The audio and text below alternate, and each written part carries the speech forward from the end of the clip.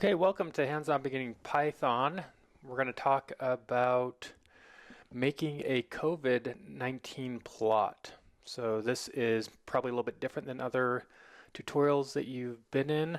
There aren't any slides for this, so this is a highly interactive hands-on tutorial. The idea here is that we'll talk about code and I'll demo it and you follow along on your own machine. So this should work on a Windows machine, on a Mac machine, or on a Linux machine. You just need to get your environment ready.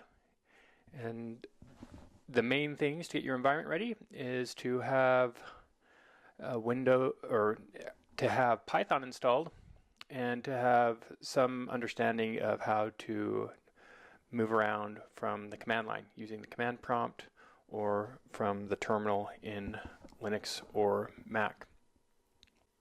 A little bit about me. My name is Matt Harrison. I run a company called Metasnake. I'm also an author, so I've written a couple books on Python and data science, and I teach people how to leverage Python and in corporate training environments. I'll also teach them how to leverage data and data science, make models, clean data, understand what their data is telling them.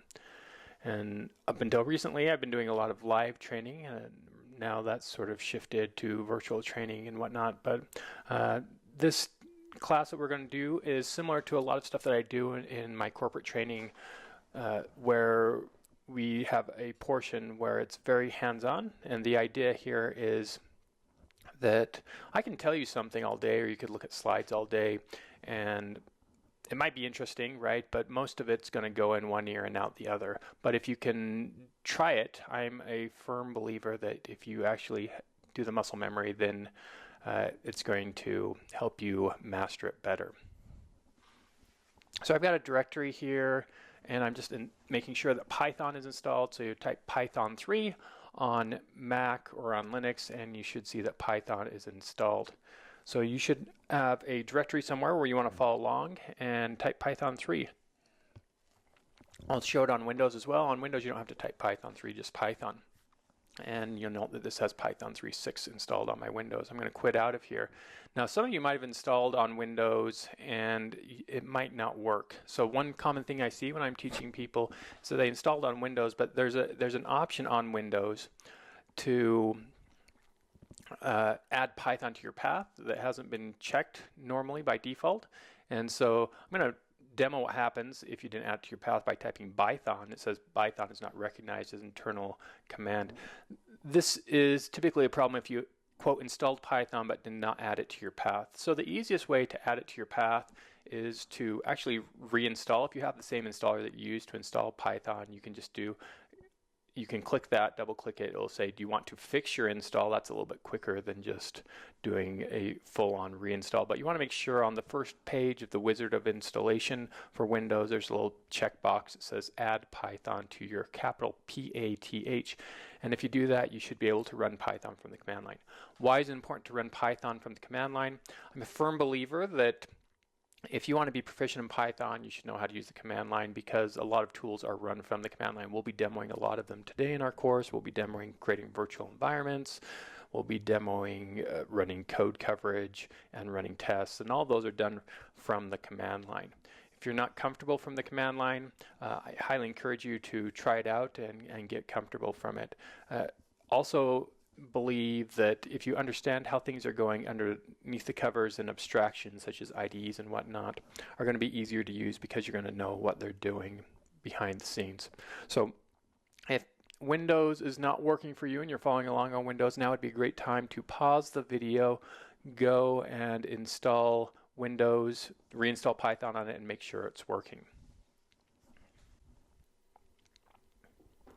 I'll be demoing today on Windows and on Mac. If you're on Linux, Linux is very similar to what I'm doing with Mac. Again, we're using Python 3 there instead of Python because a lot of Mac and or Linux distributions include Python 2 as well. So Python 3 is just a little bit more specific there. So make sure that you can run that. If you can't do it on Linux, should be able to run Python 3 on Linux. If you can't, use the correct command to install it on Mac. You'll need to install Python 3. You can use Homebrew, or you can go to python.org and install Python. Make sure that that is working before continuing with the tutorial. Okay, I'm going to pretend I'm a motivational speaker and do my little Dr. Mom spiel. I like to do this when I'm teaching people and training them. So the D in Dr. Mom, this little acronym about learning, is to decide. Decide you want to learn. For the next little bit, if you're following along, you're going to be here, and this is an intensive environment, so decide you want to do it. Next part is R, relax. Computers can be frustrating, programming languages can be frustrating, and you can have errors, and so you need to relax. Also, a lot of people come to Python from other languages that might be a little bit different, and so if Python's a little bit different, don't try and force your other language into Python, but take a deep breath and realize that Python is what it is. We'll try and show some of the functionality of Python and some ways for interacting with Python that might be a little bit different than what you're used to in some of your other environments. Okay, the first M in Dr. Mom is for what's your motivation. If you can visualize what your motivation is, that's going to make it better for you to have a better learning experience. So right now, Python's a popular language. There's a lot of demand for Python, and we'll see that once you learn Python, you can leverage a lot of tools. You can stand on the shoulders of giants. So if you can just take a minute and think about why you want to do this, that can help you follow along and learn better. The O is for observe. Contrary to popular belief, humans are not good at multitasking. So if you've got other things that are distracting you, again, there's no slides in this. So I'm going to be typing a bunch of code, expecting you to follow along and learn by following along. And if you're distracted, that's going to make learning a little bit harder. So my ask would be to remove those distractions at this point. And finally, the last M is for the mechanics. I can talk to you all day long, but it's probably going to go one in one ear and out the other. So I'm a huge proponent of trying things out, and I want to give you the muscle memory and let you type out a bunch of Python code. So we're going to work on that today. We'll write a bit of Python code and explain what's going on and some of the errors and some of the issues that you might run into. I want to empower you to leverage the tools and understand what's going on as well. One other thing to be aware of is we're going to talk about Python today. The purpose is to talk about Python. You'll probably see some things that will be easier done in pandas or other tools or other libraries. So obviously we could do a lot of what we're doing in pandas with a few lines of code, but the purpose here is not to talk about pandas. My pandas tutorial wasn't accepted by Python committee, but my Python one was. So I want to talk about some of the basic data structures and other features in Python that you can leverage, and that mastery of these will allow you to be a better programmer. Not saying that the code that we're creating here is necessarily going to be production or what I would do if I was doing a consulting gig or whatnot, but I think there is a lot that we can learn from writing this code about how Python works under the covers, some of the basic data structures, how to interact with Python, how to debug, how to write tests, how to understand how your code is working, etc. So let's get started. I want to show you a little reference that might help you along the way. This is the Tiny Python notebook. This is a reference that when I'm doing live training, I typically give people a physical copy of it, but the source here is at this GitHub link, and so I'll paste that into this README here, and you'll have access to that. This is a nice little reference that talks about all the syntax in Python 3.8, and we'll refer to it a bit during this course, so you can go back and it will show you how a bunch of this standard data structures work as well. I'm also putting in a link here to this bit.ly link. This is a Dropbox share. So everything that I create today will be available in this Dropbox share. You can go to that Dropbox share. You can download this README that I'm typing in right now that has these URLs. Inside the share will also have the files that we create. It will have the test files that we create, and it will have coverage results and whatnot. Okay, so if you click on this Python 3.8 here, I'm going to show you one section that's very useful. We're going to make virtual environments. Environments are a way to isolate or sandbox project requirements from one another. So here's the section on environments in here, and we're going to make a virtual environment here. The reason we're doing this is because we're going to be using some third-party libraries today, and if you've got multiple projects depending on those third-party libraries, you don't want them to conflict with one another. So I'll show how to do it on my Mac here. And the way to do it on the Mac is very similar to how you would do it on Linux. And then we'll show how to do it on Windows as well. So I'm in my terminal. And I'm just going to type Python 3 -m venv.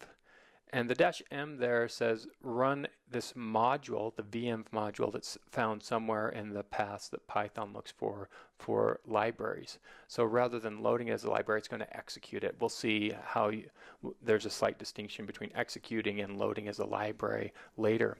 We do the -h command here. This tells us all the options we can do, but basically we're just going to put it in we're just going to specify a directory. Now normally I would put it in the current directory of my project, and I just make a directory called env like this, and this would be the command. So this is the command I recommend you run. I'm not going to do this though because again this directory is being synced to Dropbox, and I don't want to share my virtual environment. Virtual environments aren't meant to be shared, they're meant to be easily created. So I'm actually going to put this in the temp directory, and I would recommend you not do this. I'm putting it there again because I don't want to sync to Dropbox, but also I create these all the time, and so they're easy for me. However, if you put yours here in the temp directory, when you reboot your machine, it will disappear. So you probably don't want to do this. I'm just putting it here again to not sync it. Okay, so after I've run the command, it's going to make a little install of Python in that directory, and it will copy over some binaries in there as well. I'm going to use the source command to activate the binaries. But before I do that, I'm going to run this which Python 3 command. This tells me which Python I'm currently using when I invoke Python 3, and you can see I'm using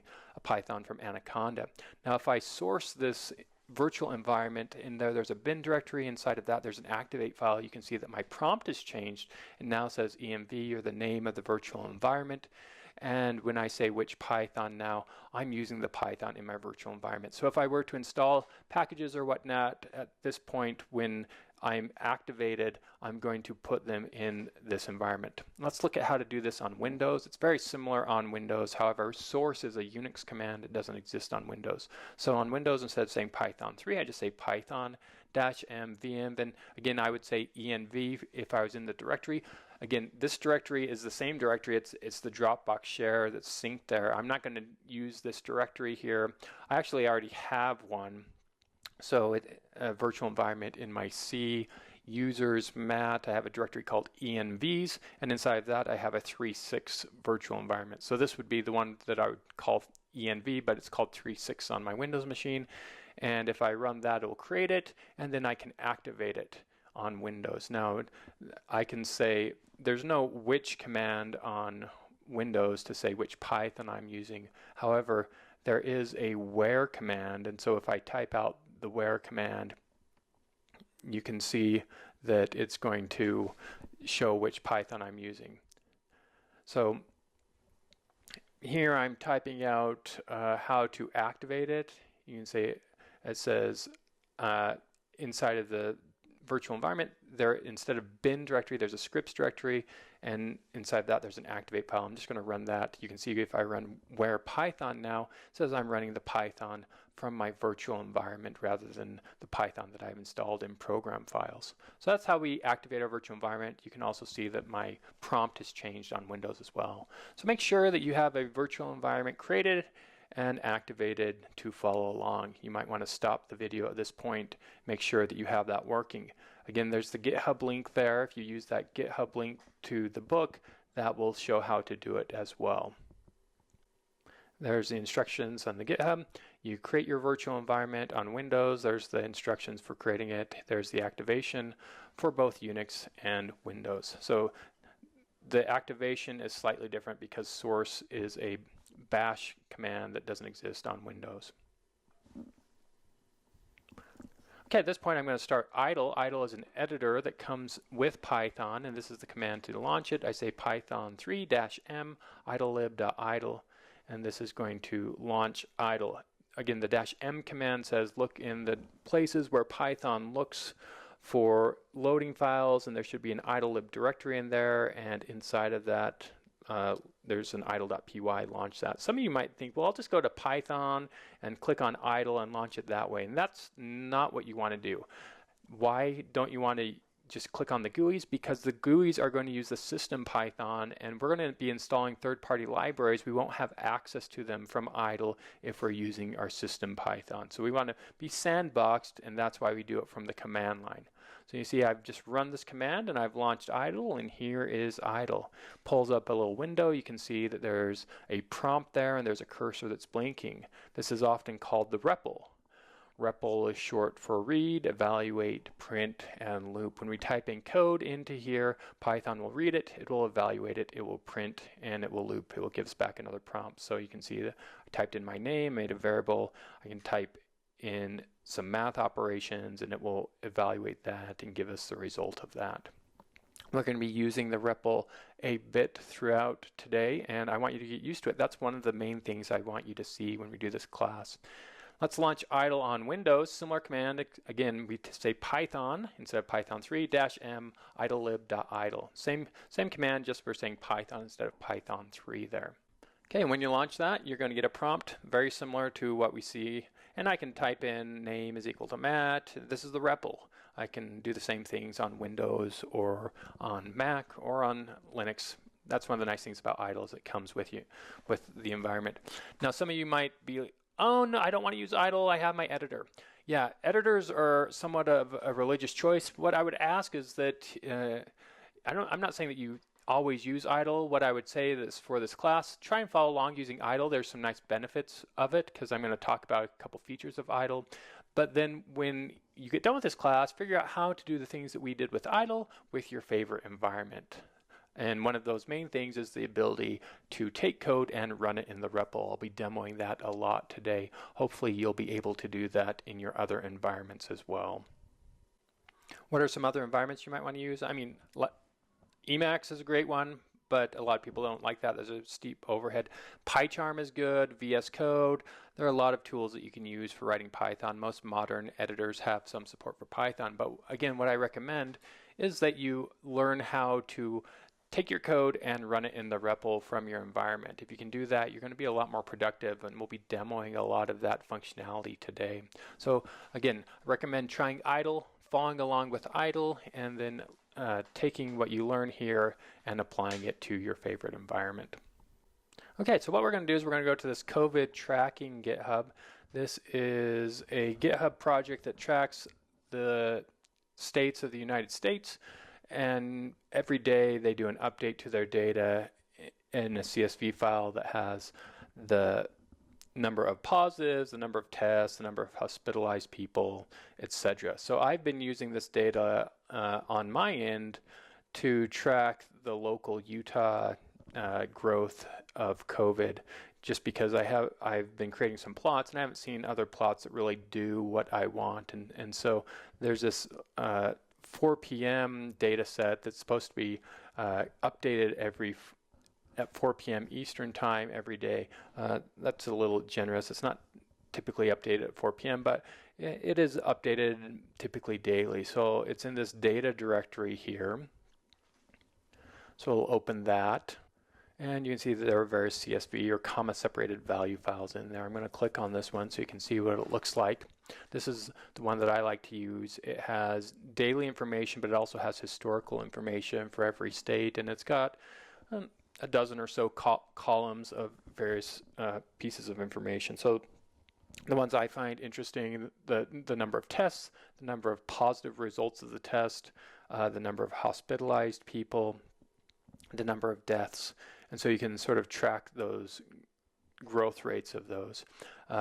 One thing that's interesting to me, and I'm not an epidemiologist, but positive testing, tracking positive is sort of an apples to oranges comparison across state boundaries or whatnot, because different states are testing in different ways and whatnot. So one thing that might be better is is looking at hospitalized, right? That might be a more apples to apples comparison in there. But you can see here's an example of the data. You've got a date, you've got state for every state, and you've got all these columns. There are some missing values in there, but this is updated every day and has the latest stats from official sources, supposedly.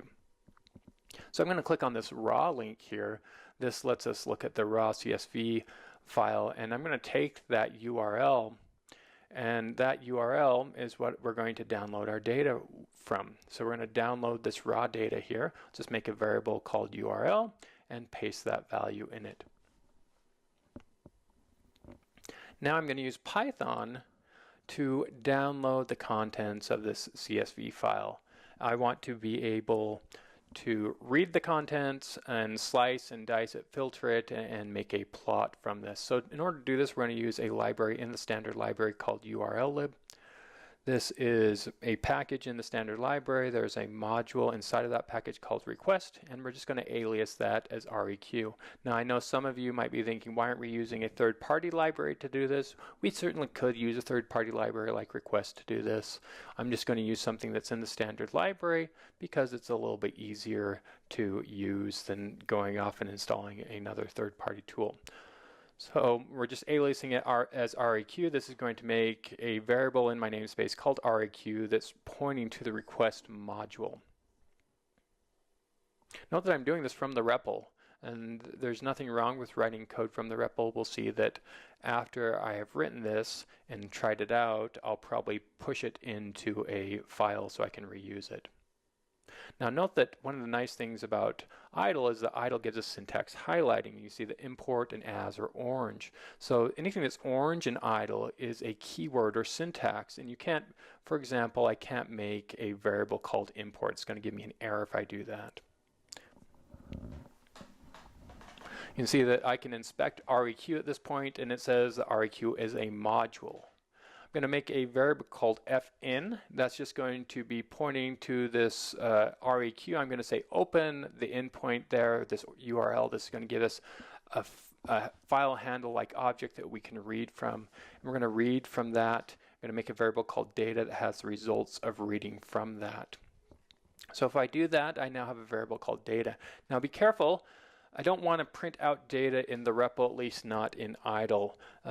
Idle has problems printing out big things. You can see that this is almost 250,000 characters long, and idle will just not be happy if you print it out. So we're not going to print it out, but you can see that we've got, like I said, 250,000 characters. I'm just going to write some notes here in the REPL here. So again, orange, anything that's orange in idle, that's keyword or syntax. We'll be seeing a lot of that today. I'll later show how you can get documentation about that. Anything that's purple is in the built-in namespace. So we'll see a bunch of things that are in the built-in namespace. Those are typically functions, classes, and exceptions. That Python just has those for you and that you can access. We'll talk about the mechanism for Python to look things up later in our course. If you look at the type of data, the type of it is bytes.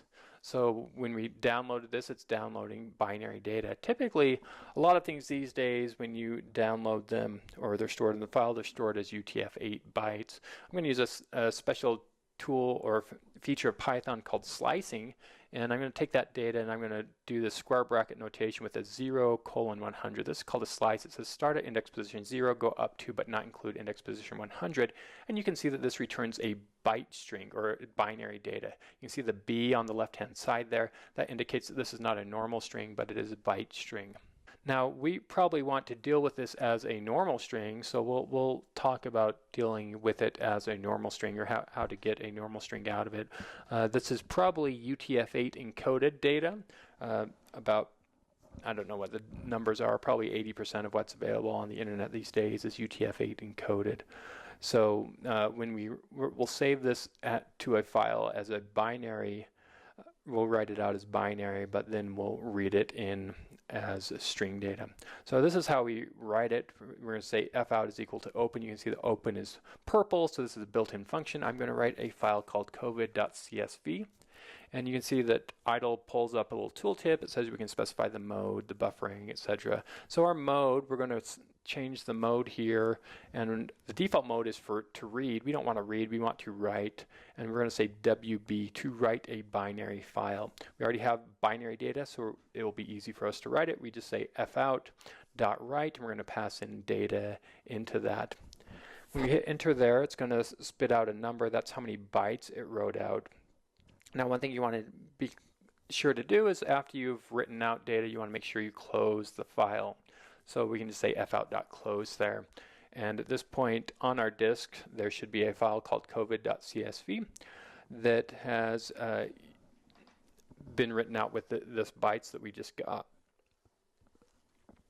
I'm going to use my REPL here, or my terminal, and I'm going to inspect what's in my directory and just check to make sure that we have this covid.csv file in there.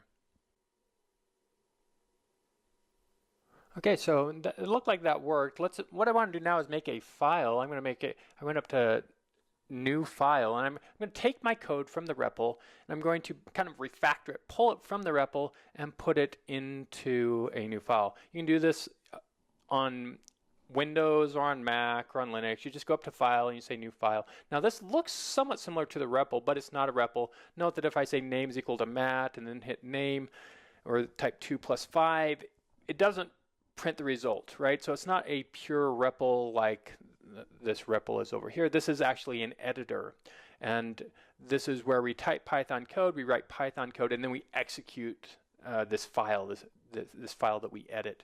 A little bit different than the REPL, but one of the things I want you to be aware of is the relationship between editor and REPL. I'll show that you can actually take code that's in your editor and run it in the REPL. That's very useful. So now what I'm doing is I'm doing my refactoring. I'm just copying the code, and I'm going to paste it over into my editor window. So I'm going to copy our import. We're going to copy this little line here to open the URL. We're going to copy the line to read our data, and we'll also copy the code to write out our file as well. So note that I've got some hard-coded values in there. I've got a URL variable in there. I've got a covid.csv file name string that's what you could consider a magic number, a number or a value that's hard-coded in there that has meaning to the person who wrote the code, but not necessarily to someone else. So we'll have to fix that. Also, this is all happening at the global level. I'd probably prefer it to happen at the non-global level. So we'll make a little function to deal with that. And the function will have to be parameterized here, and we'll pass in the URL and that we want to fetch the data from, and we'll pass in the name of the CSV file that we want to save it to as well.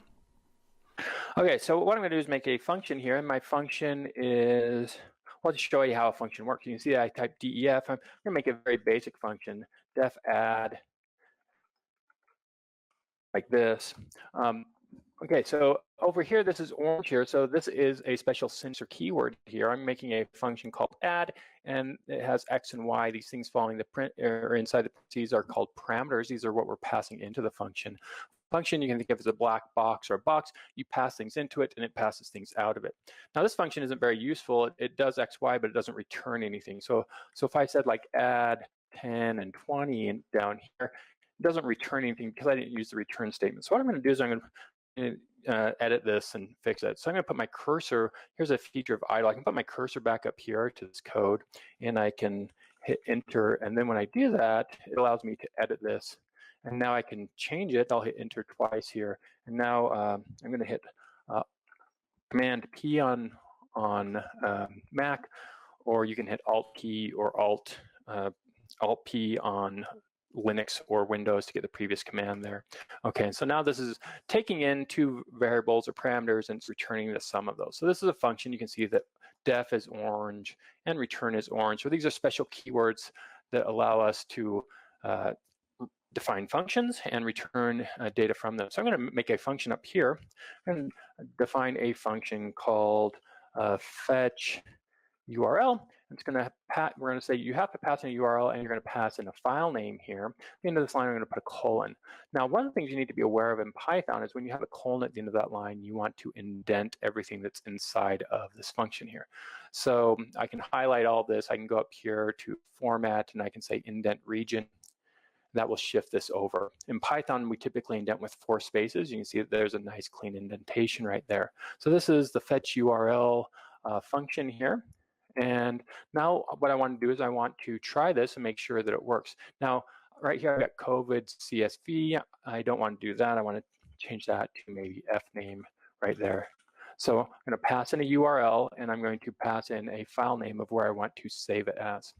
So watch what I could do in idle to run this. I'm going to come up here to run, and I'm going to say run module. Okay, it's going to say that do you want to save it? And yeah, I'll say I want to save it.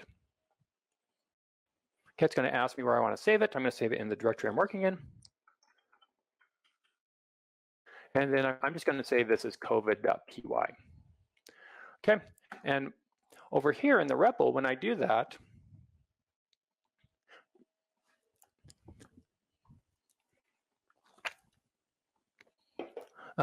you'll see that it says restart.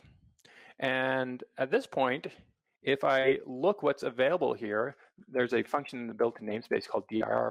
If I look at that, I can see that there is now my fetch URL, tells me that fetch URL is now in my namespace. So this dir function, it's purple. It's in the built-in namespace. And if you run it by itself, it will tell you what you have access to. So there's a bunch of things with underscores here, but there's this function fetch URL that we have access to right here. So let's try and run it. Let me just go. So I'll just try and copy the same URL here. Let's just say URL is equal to this. And I'm going to say fname is equal to test.csv. I'm going to say fetch URL, and I'm going to say URL and fname. Okay, I think that worked. Let me just validate that. And I can see that here we have test.csv here. So I believe that that did work. It looks like it worked. Awesome. So what we've done here, hopefully this makes sense. I've demoed trying stuff out over here in the REPL and then pushing it over here into code that is parameterized. It's a function, and now we can reuse this. So now anytime anyone wanted to fetch a URL, they could do this. Let me just briefly clean this code up a teeny bit here. If you wanted to, you could come right here and you could put a string immediately following the declaration here. I'm going to put a triple quoted string. Triple quoted string in Python allows me to span multiple lines. And this string right here is called a docstring. And this just says, you know, I can put save a URL to a local file. And I could put in more documentation if I wanted to. I'll just sort of leave that as that here. One of the nice things about that is if I run this again, so I'm going to come up here and hit F5 to run it again. At this point, the fetch URL now is what's called a docstring, and I can call this help function, which is included with Python. And I can say help. I want to know what fetch URL does. And it says it's a URL to a file name and gives me the parameters there. So this is a nice little way to add documentation to your code and be able to inspect it. So one of the things I would hope that you come out of this class knowing about is the dir function that allows you to inspect objects, and the help function, which allows you to understand the documentation for objects here. So one last thing, most modern Python people would not write these 3 lines of code like this. So you always want to make sure you close your files. Certain operating systems, or all operating systems, have a limit on how many files a process can have open at once.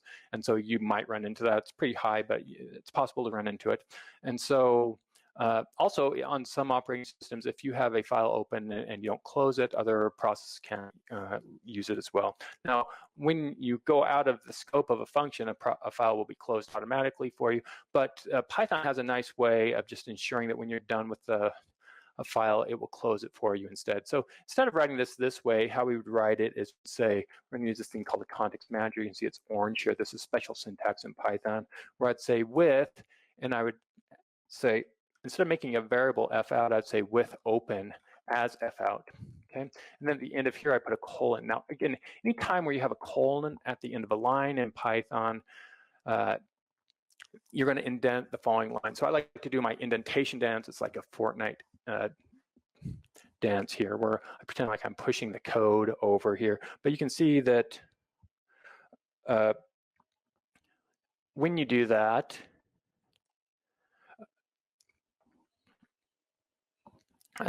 idle will indent for you automatically. So we're just going to take this next line here, fout.write data, and we'll write that. And then while this is indented, the file will be open right here when we come out. So I can say like upon unindent, file is closed automatically. So these 3 lines of code can be replaced with these 2 lines of code. So this makes what's called context. The with statement creates a context manager, it creates a context. When you go into this indented block, you're inside the context. When you unindent, you're outside the context. The side effect of using open inside of a context manager is that when you come out of the block, it closes the file for you automatically. Okay, I could run that if I wanted to, and you could validate that that works as well, but we're going to move on from here. Okay, so now we have our data. Let's mess around with our data here. So I'm going to come over here, and I'm going to say fn is equal to open, and I'm going to open my file, and I believe it's called covid.csv, and I can pass in a mode. The default mode is read, and I can pass in an encoding as well. And so I believe that this is probably encoded as UTF-8. And so I'm not going to read it binary bytes. I'm going to read it as data. In order to get it as string data, I can pass in, by default, Python will read it as string data unless I say read it as binary. But I want to pass in the encoding just to be safe here, and I believe the encoding is UTF-8. I'm going to say encoding is UTF-8.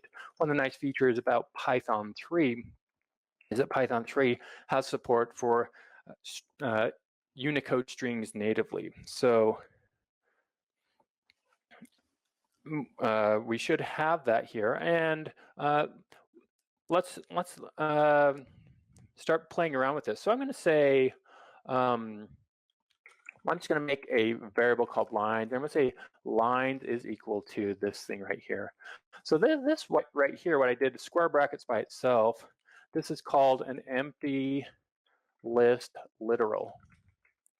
Okay, and so what is a list literal? What do I mean by literal? Well, it's literally a list, but when we say literals in programming language, it means something a little bit more specific. It means that this is special syntax for creating a list. Okay, and so we can use this special syntax with the square brackets there to create a list, and Python will do that for us automatically. So a list is a sequence of objects. We can append things into it. And so what I'll do here is I'll just loop over my lines. I'll say for line in fn. Turns out in Python, when you open a file in text mode, you can loop over it. And when you loop over it, you loop over the lines in. That's kind of nice. So I'm going to say for line in. Look at that. For is orange, in is orange. So these are all keywords in the language. And what I'm going to do here is I'm going to put a colon at the end. When I got a colon at the end, I need to indent the next line here. And I'm just going to say lines.append my line. And I'll hit enter a couple times. And at this point, if I look at the length of lines here, there's 2,000 entries in that. I can look at the first line here, say lines 0. There's the first line. I can look at the last line. I can say lines -1 to look at the last line. So there's our data in there. Now in this list, it's a list of strings. I can look at the type of lines of 0. And it's a list of strings in here. So we're going to manipulate these strings to be able to pull data out for us. Okay, so let's talk about list for a little bit. And if I have a list, let me just remember one of the things I want you to understand how to use is the dir function and the help function. So let me show you how to use dir on a list. If I have a list, I can say dir of lines, And this tells me that there are a bunch of things on the lines. There are a bunch of these things with underscores on them, and there are some things like append, clear, copy, etc. So these things that have underscores in them, these we call dunder methods. That's not for dunder Mifflin. The dunder there is short for saying double underscore. Okay, and so these are the protocols that Python responds to.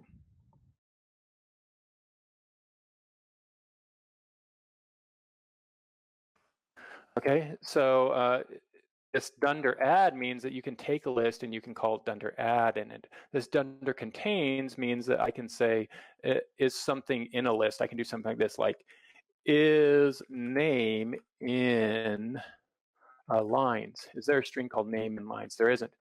But there is a string, there's this one right here. And if I copy this and say, is the string found in lines? It will say true. So because this list implements this dunder contains method, it allows us to use this in statement here.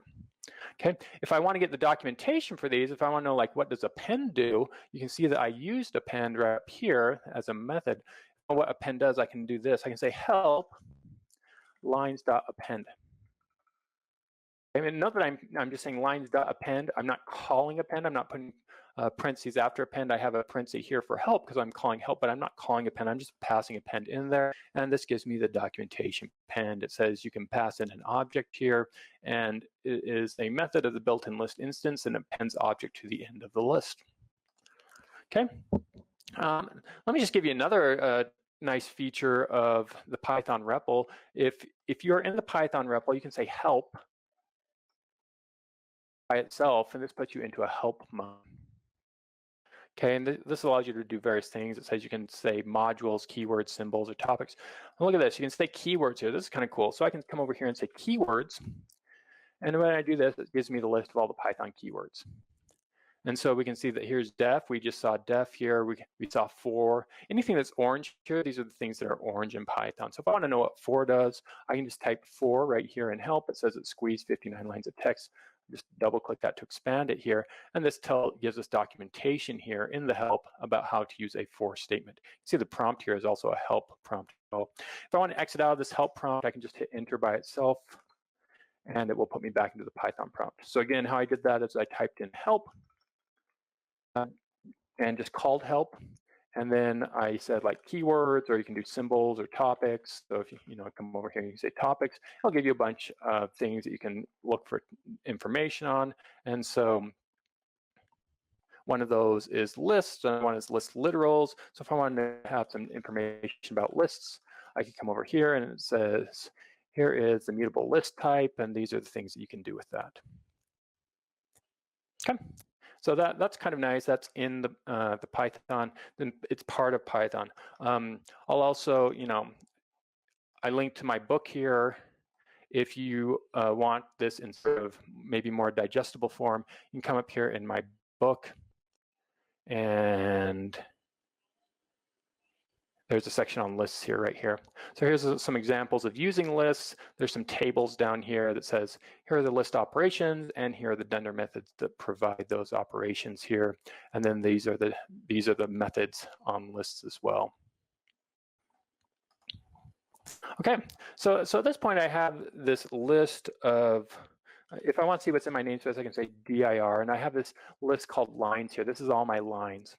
So what I want to do is I want to make a list. I have a list of strings here. These strings aren't particularly useful. You can look at like lines 1. You can see that, like, I guess this is, I'm not sure, AK, is that Arkansas or Alaska? I'm not sure. But this is an entry for the 12th for a single state, right? A comma separated. This is not useful by itself, so we're going to parse this apart a little bit. And this is a string, so let's talk about how we can manipulate strings.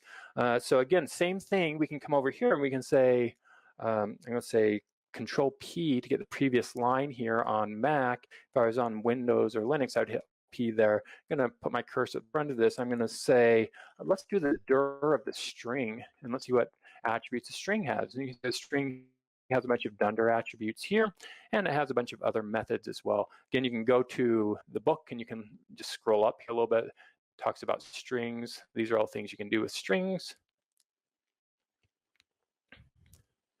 Or you can find that from the help as well.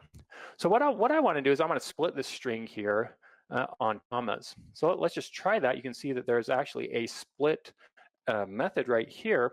So what I'm going to do is I'm going to say lines1 dot split, and maybe I'll go to the front of my line here and say help. I want to know what split does. And this says you can pass in a separator, and it will return a list of words in the string using sep as the delimiter. Okay, so let's try that out here. I'm going to say Alt-P here, delete that, go to the front of my line, delete these guys at the end, and just call split. And I'm going to split it on the comma here.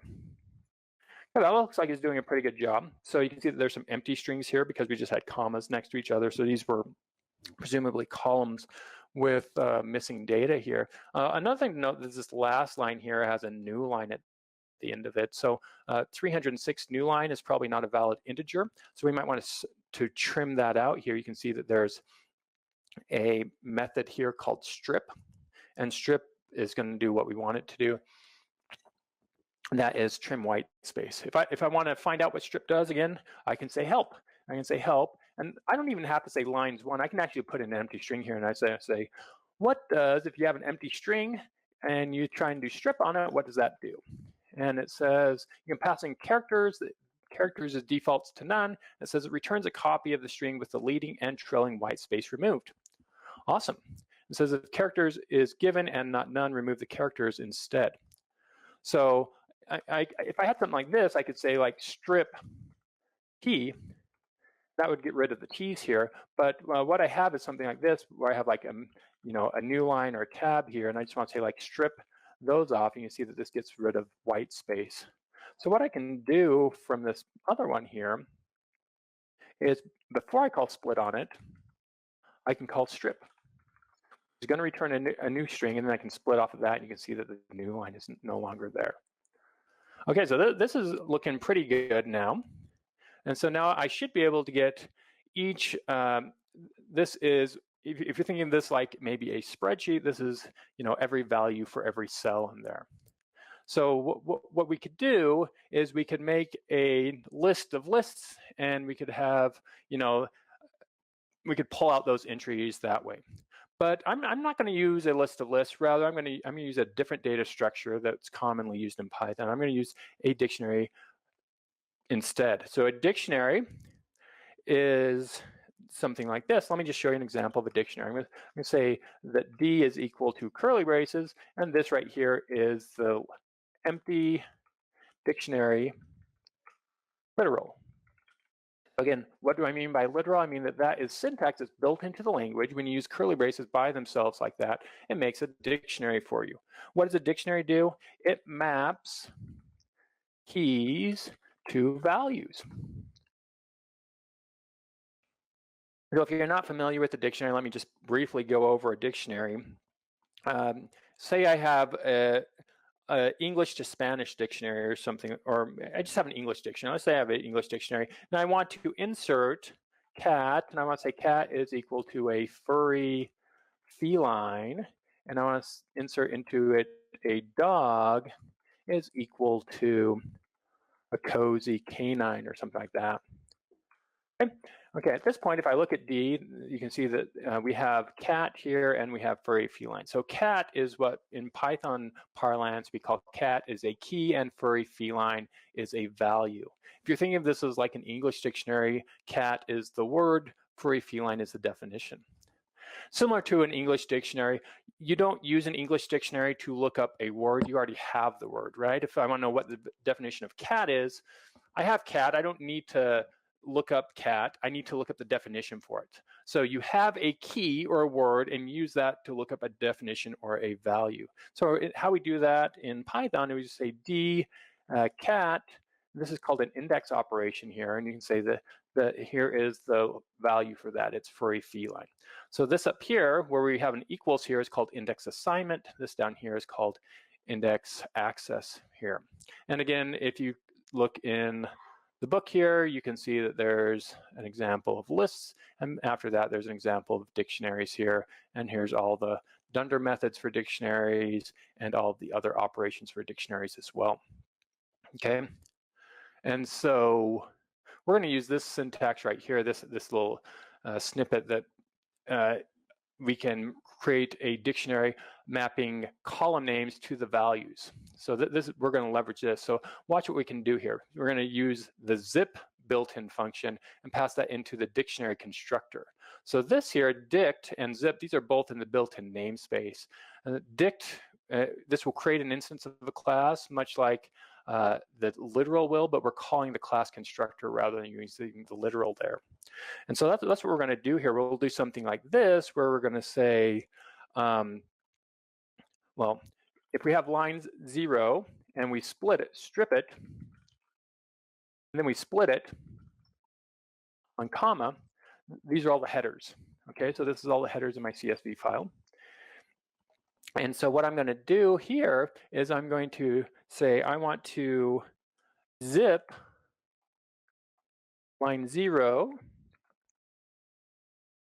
and I'm going to do that with line 1 here. This is going to give me this zip object.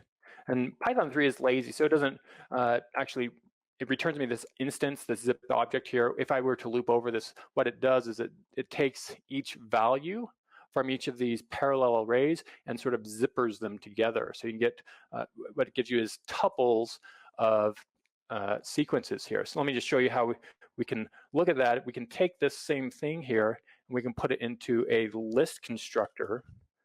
Now this list and zip, those are all purple. Those are in the built-in namespace here. And you can see that here is a list, and these things in here are called tuples.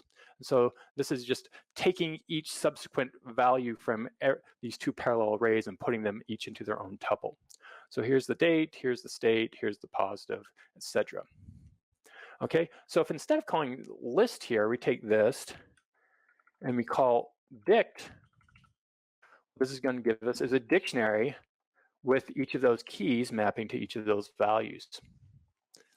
Okay, so having said that, let's try this out with our code here. What I'm going to do here is I'm going to say, maybe I'll make a little function here called like read a CSV file. It's going to have a file name.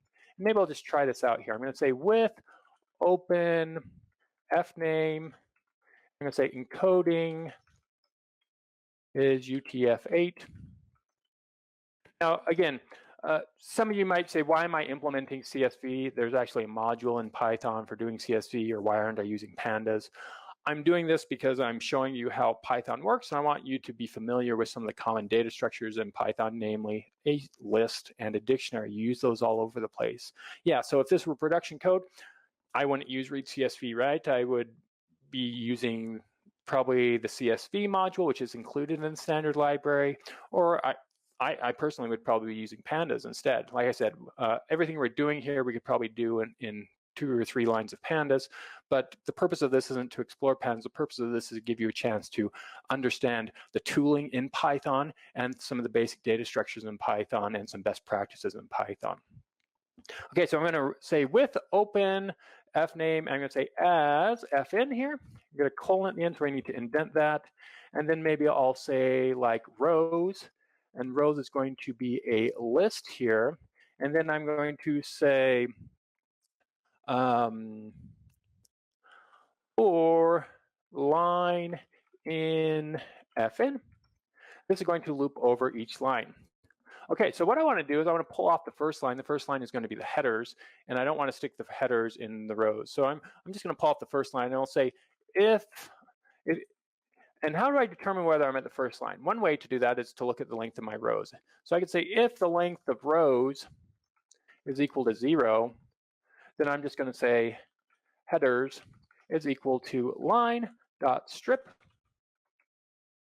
and then I'm going to split that on the comma. And I can actually, maybe I'll do this instead. I know I'm going to do this for everything, so maybe I'll do this instead. I'm going to put this right above here. I'm going to say, instead of headers, say that this is the values. Then down here, I'll just say header. headers is equal to the values if I'm on the first one. Okay. Otherwise, look at that. If and else, those are both orange. So these are syntax that's built into the language. So I can have an if statement. I can put this conditional here, and then I can have an else statement after it. And otherwise, I'm going to say rows.append. And I'm going to say, let's append. And I'm going to say dict of the zip of the headers with my values. Make sure that your parentheses match up. That's one of the things that a lot of people run into problems with when they're writing programs here is, we've got some nested calls to some functions here and methods. You're gonna need to make sure that these parentheses match up at the end here. If they don't, you're gonna get a syntax error. Idle nicely highlights them for you so you can see that those match up. And then I'm gonna bump out of here and I'm just gonna say return rows at the end of this. Now, one more thing to note, this lane of rows is equal to 0. Turns out that Python, if you have an empty list, let me just show you here. If I convert it into a Boolean, so there's a Boolean type in Python, if I have an empty list and I put it in there, it's false. If I have a list that has something in it, like maybe 1 and 2 or 3, it is true. So it turns out that saying bool of just a list is the same as saying bool of the length of the list is equal to 0.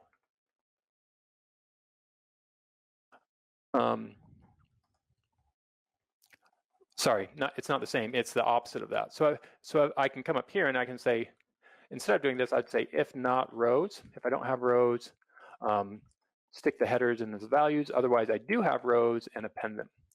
Okay, so let's try this now. And let's see if this works. So if I were to just come down here and try this, we called this thing readcsv. I'm just gonna zoom this back or squeeze this back so we can see both of them here. Okay, so if I come down here and in my REPL, I want to try my code out here. So hopefully you're seeing how I like to work. I like to write code and then try it out. If I were to try read CSV and then I'll say that the result is equal to read CSV, and this is called covid.csv. I get this name error, read CSV is not defined. So name error, you can see red in idle here, this is an exception or a traceback, and this is the error right here, name error. Name error means that Python is looking for a name or a variable and it can't find it. Python looks for a variable in 3 places. It looks for it in the local namespace, the global namespace, and the built-in namespace. Now, in this case, when we're in the REPL over here, we're at the global level, and you can type in dir, and you can see what are the variables defined at the global level here. And you can see that read CSV is not in it. That's because you see there's a little asterisk up here. I didn't save this and reload this. So even though I've typed in code over here, I mean, even if I do save this, no, I just saved it, the asterisk went away. If I type dir over here, it's still not in there. We don't get access to this until we come up here and say run module and run it. Okay, so after this, it's going to run and we should have access to it right here. So let's try it now. Now I do have it. Let's look at the length of res. Let's look at the length of res is 0. Oh, that's not very good. Okay, so I've got a bug in here. We'll have to debug what's going on. So let me show you how to debug that. We got a couple ways to debug that. One way to debug is what's called rubber duck debugging. So rubber duck debugging is sort of what it sounds like. A lot of people have a rubber duck and they stick it on their computer and they talk to their rubber duck and it helps them out. So I don't have a rubber duck here, but maybe I have the Beatles over here. So I'm going to take my little Beatles guys from my Yellow Submarine Lego set. I'll talk to maybe Ringo and I'll say, hey, Ringo, this is what I'm doing here. I'm opening up my file name. I'm making a variable called rows to hold each row. I'm looping over the lines in my file. And then I'm getting the values for every line. And if I don't have rows, then I'm making headers equal to that, values. Otherwise, I'm appending into my rows those values there. And then at the end, I'm returning those rows. Okay, Ringo, you didn't help me. In this case, Ringo didn't really help me, but a lot of times the act of explaining something to someone else, even if it's a rubber duck, will put your brain in a different state such that you can understand it. Another option is to use what's called print debugging. So you might want to do that, where you could come in here, you could say like print that, or we can print maybe over here. I'll come over here and I'll say print values, and I'll just say print rows as well. And let's just run this and see if this gives me some insight here.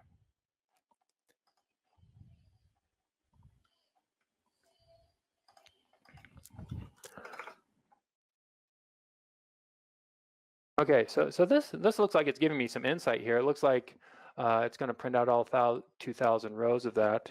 So maybe I come over here and stop that. But it looks like that's problematic in that we're looping over our lines. If we don't have rows, we're doing that. Otherwise, we're saying rows.append.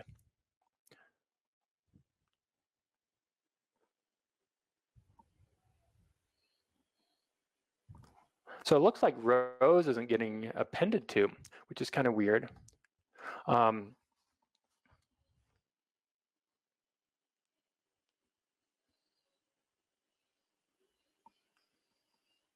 Okay. Yeah, so we're saying if not rows, and so we're making those headers there, and then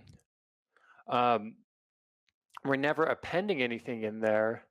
So in this case, our logic is bad because we're never appending into the rows there. So that's our problem. We're never appending into the rows, so our logic is depending on us appending into it, and we're not. And so maybe we want to do something else here.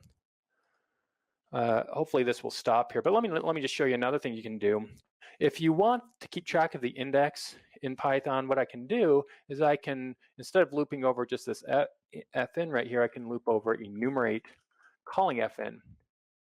And enumerate is a built-in function in Python, and what it will return is, when you loop over it, is the index position. So I'm going to say I comma line and the item of iteration here. So here I'll say if I equals 0, then we'll do that. Otherwise, we'll append here. Okay, so this should work. Note that I said that idle doesn't really like printing out lots of stuff here. You can see that idle is just like being annoying over here. So let's run that and see if we can get it to work here.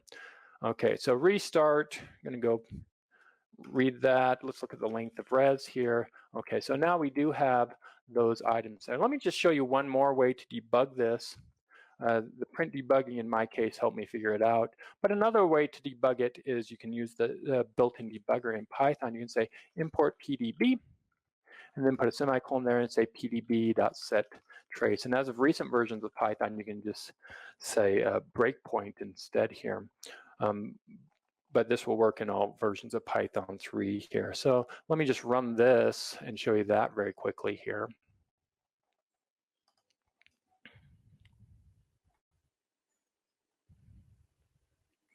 Okay, so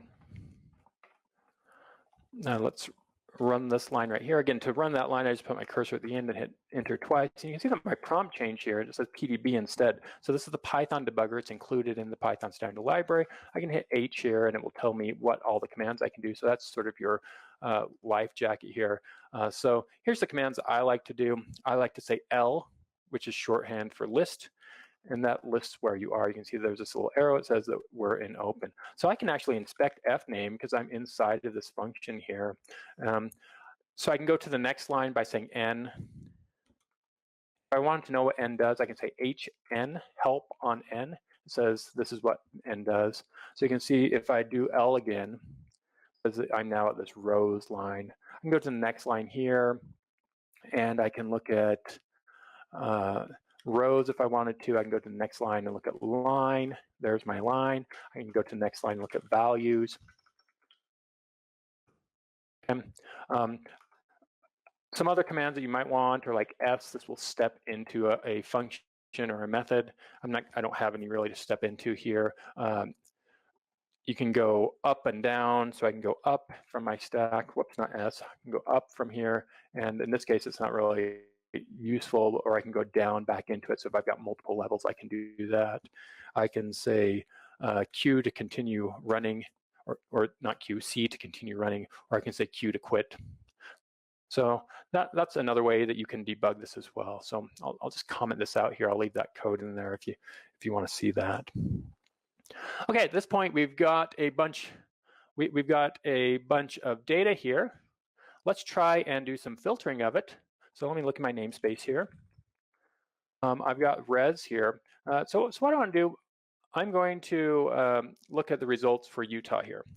So let's look at just res 0, what a single row looks like, and you can see that there's a state there. And so what I'm going to do is I'm going to filter all the ones where it's Utah. So I'm going to say UT res is equal to a list. I'm going to say for row in res. I'm going to say if row, and then I'm going to pull out the state. So this is a dictionary, right? So I can pull out that state and say if the state is equal to UT, and then I'm going to put a colon there. I need to indent. No, the idle's indenting for me. I'm just going to say UT res.append. I'm going to append my row into UT res. Okay, at this point, if I look at length of UT res, I should have about 37 entries there. Okay, so we can just look at UT res 0 or something and see what the first one is. Okay, so this is for the 12th. This is yesterday, and COVID cases, there are 2,303 positive cases, 41,000 negative cases, and you just go through these and you can see all of those here. So maybe we want to make a plot of like the number of positives, the number of deaths, and maybe the hospitalization numbers there, and see what that looks like over time. So that's what we're going to try and do. Now, another thing to note, if you look at this, you can see that like the positive here is actually a string. This is a string literal, right? 2303. It's hard to do math on a string, so you might want to convert that into an integer. So what we could do is we could say like utres and then like pull off positive. Notice I'm just chaining these index operations together here. So if we pull off the positive, we get that string here. We could look at the type of this if we wanted to verify it's a string, but I mean, from inspection, I can tell that it's a string. If I wanted to make this an integer, what I could do is I could say int. And then if you look at that, you can see that there are no quotes around it. So with this, I can do something like this where I can say, you know, add 100 to it. That's what it might look like tomorrow. If I had the previous case where it was just this, where it's a string, and if I tried to add 100 to it, we'd get an error here where it says Python can't give you type error, can't really handle that for you. So I want to make sure that we have the right types here. One thing that we might want to do is we might want to just loop over our values and try and convert them into integers. So I'm going to do that here. I'm just going to sort of brute force it. I'm going to say for val in values, and I'm going to try and convert it into an integer here. Okay, so remember, values is a list of what's in a single row. I can do something like this where I can say val is equal to int val.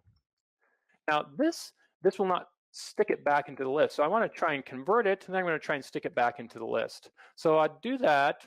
It's a little bit hard to stick it back into the list with this, but I can use my little secret here. I can come up here and say, well, I can use my enumerate to pull out the position of it in that list. And then I can do something like this where I can say values j is equal to val. Okay. So let's just run this and see if this works. I'm going to come up here to run and say run module. So this is like a very poor man's CSV file. Now, having said this, like if you were to use the CSV file package in the Python standard library, you would have to do some conversion in there. It doesn't do conversion for you automatically. Pandas, on the other hand, will try and do some conversion for you, but it might fail. Okay, so I'm going to come over here and I'm just going to hit Control P or Alt P, depending on your platform, a couple times to get my data here. There we go. Okay, and when I did this, I got another error. So, you know, this red splotch here, I got an error, value error this time. So it's invalid literal for int. So try to convert AK to an integer, and Python says, I don't know what AK is. So what I'm going to do here is I'm going to show you some code how to respond to exceptions here. You can see over here that this says it's in line 25. We called the readcsv function here, and then in line 25, it's this line right here. You can look in the lower right-hand corner and see line 25 here. This line is causing the problem. So what I'm going to do is right before this line, I'm going to hit enter. I'm going to type try with a colon at the end. See that try is orange. This is syntax in Python for handling an exception. Now in this case, if I hit enter, it's going to indent me, but I don't want to do that. What I want to do is I want to go to the next line and hit tab and indent this next line. I want to try and run this line. Okay, I'm going to go to the end of this line and unindent and say except I got a value error. If I got a value error, I'm going to put a colon in this line, and then I'm just going to say, if I got that, just pass. So try and convert it into an integer if you can. If you can't, that's okay. We'll just use the original value there, and we'll stick that in. Okay, now this part right here, we're saying values j is equal to val. We can do that. Again, it's going to either stick in the converted value or stick in the original value. If we didn't want to stick in the original value, it turns out that Python has another thing that we can do is we can put an else clause with a try statement. Now this is a little bit different than what you might be used to, but Python allows you to do this. You can put the else clause right here, and this says, try and run this. If it has an exception, do this. If it doesn't have an exception, do this. Okay, so let's run this now.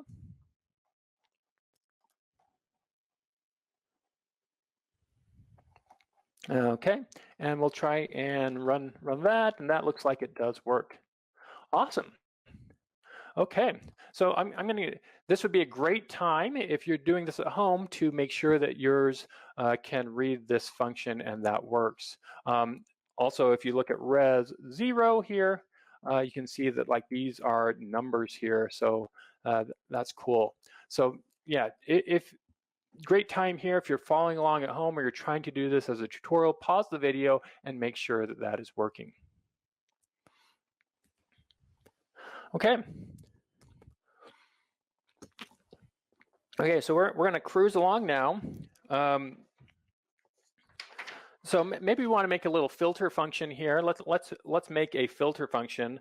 I like trying things out in the REPL, but then after I've done them in the REPL a little bit, I'm a programmer. Programmers are lazy, and so instead of doing that all the time, I will take what I do multiple times and make a function to help me out. So I'm going to come over here and maybe I'll make a filter function, and it's going to take rows, and maybe it's going to take a state to allow me to filter by state here. And we'll just come down here and we're going to say res is equal to an empty list here. I'm going to say for row in res.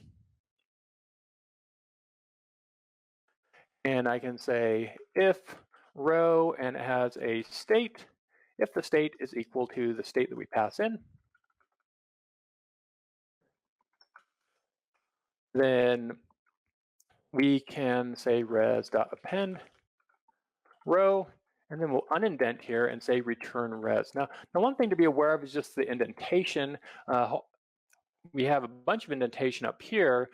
Note that my return here is indented at the same level as the for statement here.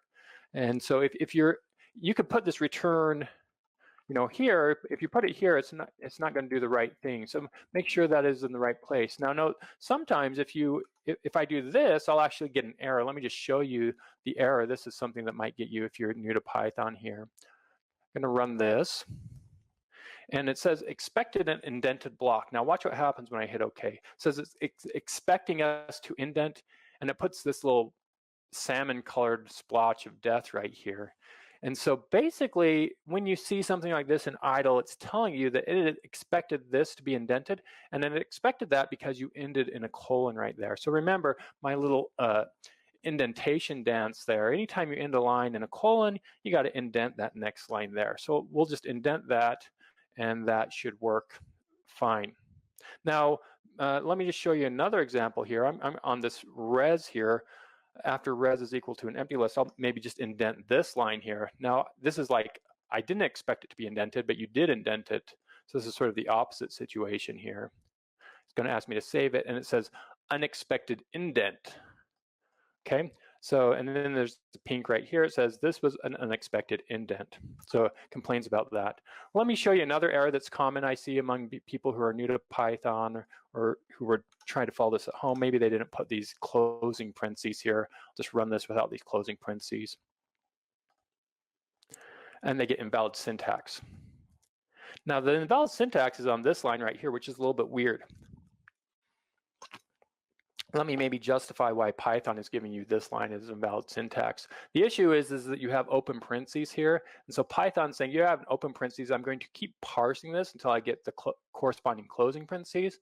But you've got an open parenthesis here, which is actually for this dict call. You've got a return inside of the dict call. You can't have a return inside of a dict call. It has to be on its own line, not inside of a parenthetical like that. And so that's why it's giving you the syntax error here on this. But typically, in general, if you're in idle and you see the red splotch of death here, it typically means somewhere to the left of this, either you did not indent this, or you need to go up to the lines above it and fix the lines above it.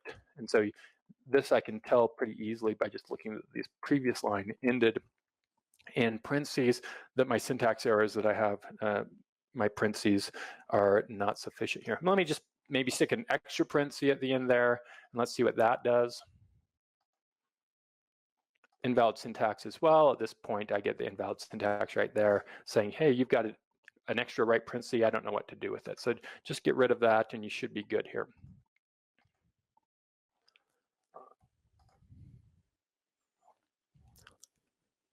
Okay. So at this point, you should be able to, let's run this here. We're going to read our CSV file. And then we're going to say res, and I'm going to Utah here. If you want to do a different state, you can. But I'm going to say filter. I'm going to filter rows with my state. Let's look at the length of res Utah. Okay, and so that didn't work. What's going on there?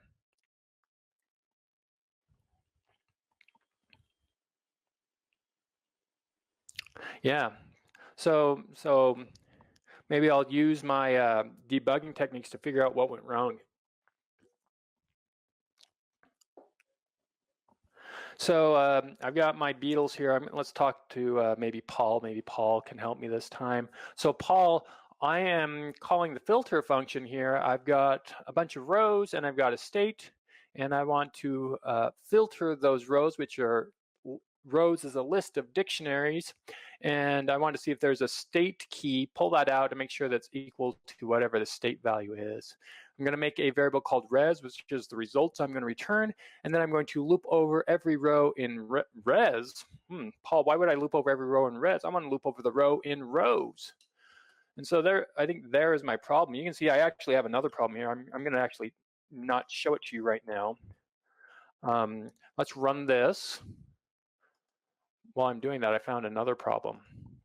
See, like I said, when you're programming, you're going to run into errors all the time. It's like frustration after frustration. So you just need to get used to that. And sometimes you might need to go take a walk, take a deep breath. Your brain can get into a place where it's so frustrated, or you're like, I've been staring at this for an hour and I can't figure out what's going on. Take a break and step back typically helps. Okay, so now let's just make sure that res has a length here. Didn't break that. Okay, that does have a length. Now let's try and do this one here. Oh, now I got a name error. Name error. Name ru is not defined. Okay, so this is one of those things that might get you if you're new to Python, is that like, it turns out that this is perfectly valid syntax, but this is there's actually an error here. Now idle doesn't capture this, but some of the more advanced editors would.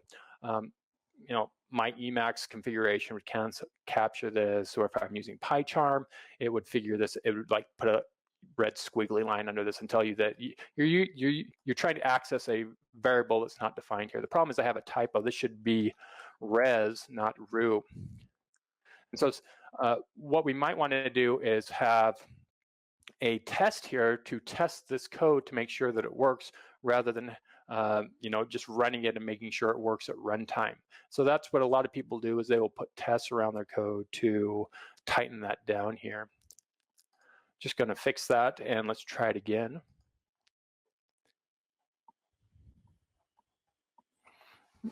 Okay, we'll just push this car back up the hill, see if it comes crashing down, see if it goes off the jump and lands, and let's see if it does land here. Res ut. Okay, so now this looks like it's working. Awesome. So if I wanted just to get like the deaths in Utah, I could do something similar here. So let's look at res ut 0 here. So here are, let's see the deaths. There's deaths right there. So maybe that's a little bit morbid. Just look at the positives, right? If I want to get all the positives in Utah, I can do something like this. I can say pos is equal to an empty list. I can say for row in ut dot res ut, and I can say pos dot append. I'm going to say row and pull off positive. Okay, and let's look at pause here, and now it's just that sequence. Okay, so that looks like we did a pretty good job. We might want to reverse this. If we look at the dir of pause, we have a reverse method here. So it turns out that we can say, what does this reverse method do? We can say pause.reverse, help pause.reverse, and it says it reverse method of built-ins list, reverse in place. So what that in place means is that this is not going to return a new list. It's just going to reverse it in place. So note that this did not return anything, but if I look at pause now, it reverses it in place. It takes the list and mutates it in place. Okay, so that looks like it's doing a pretty good job there. At this point, we could probably plot this. So maybe we'll make another function here. Maybe rather than doing that, I've got this Utah res here, or res Utah. And I don't want to look at all those lines. Let me just look at the first one here. Okay, so here's the first one. It's got a date here. Maybe what we should do is we should sort them by date. So let me just show you a cool way that we can sort with Python here. Python has a built-in function called sorted. And sorted will take anything that's iterable here, and it has a thing called a key that you can pass in. So a key is a custom function that can be customized the sort order. So watch what I can do here. I can make this key. I can say def, I'm going to find the key as get the date, and it's going to take a single row here, and it's going to return row date. Okay, and then I can say sorted, and I can do ut, and maybe I'm going to call this ut underscore sorted just to not print it out. I can say sorted. I'm going to sort my iterable, which is ut underscore res, and I'm going to say key is equal to get date. Oh, and I have it's res ut, not ut res. Okay, and if I look at the len of ut.sorted, just validate, okay, that looks like it's good. We can say ut sorted 0. What does the first one look like? The first one looks like this is March 7th. Awesome. And let's look at the last one here. -1 is the last one, and that looks like it's good. So if this -1 here is sort of weird to you, doing index operation on -1, let me show you what that means in the Python world. It means that instead of doing -1, you can think of that as saying the length of ut sorted, and then subtract 1 from that, okay, which is the same as that. So the length of ut sorted is that 37, and if you looked at ut sorted, try to pull off 37, that's off the end of the range because Python is 0-based. So you've got to actually go 1 before that to get the second to last one, which is going to be 36 here. Okay, So we can make a little sort by if we want to. So let's do that. We're going to say def sort by, and this is just going to be a wrapper around sorted. So I'm going to take rows, and then I'm going to take a column, and this is just going to be the column name. So this will allow me to just pass in a column name to sort it by here. And then what I'm going to do here is I'm going to define a function inside of this, say get call name, and it's going to take a single row item. It's going to say return row and do an index and say call name. So this is kind of interesting. Python will allow you to nest functions in here. So I can define a function here. This is the local function that will be used when sort by is called. And then when sort by goes away, this function will go away as well. So you don't have access to it at the global level. You only have access to it inside of sort by. And then we're just going to say return sorted rows key equal call name. Okay. So let's run this. What I'm going to do at the bottom here is I'm just going to, I've typed in a bunch of stuff, and I'm a lazy programmer. I don't like to keep typing that. So I'm going to say res is equal to readcsv. I'm going to read covid.csv. And then I'm going to say utres is equal to filter rows, and then the state will be ut. And then I'm going to say utres is equal to sort by. I'm going to sort utres by the date in there. Okay, so let's just run that and see if this works.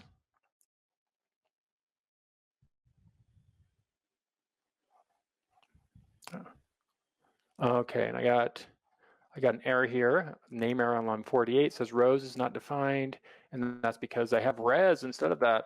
Okay. Okay, let's just push it back up the hill, fix that. Come up here, push it back up the hill, see if it explodes again.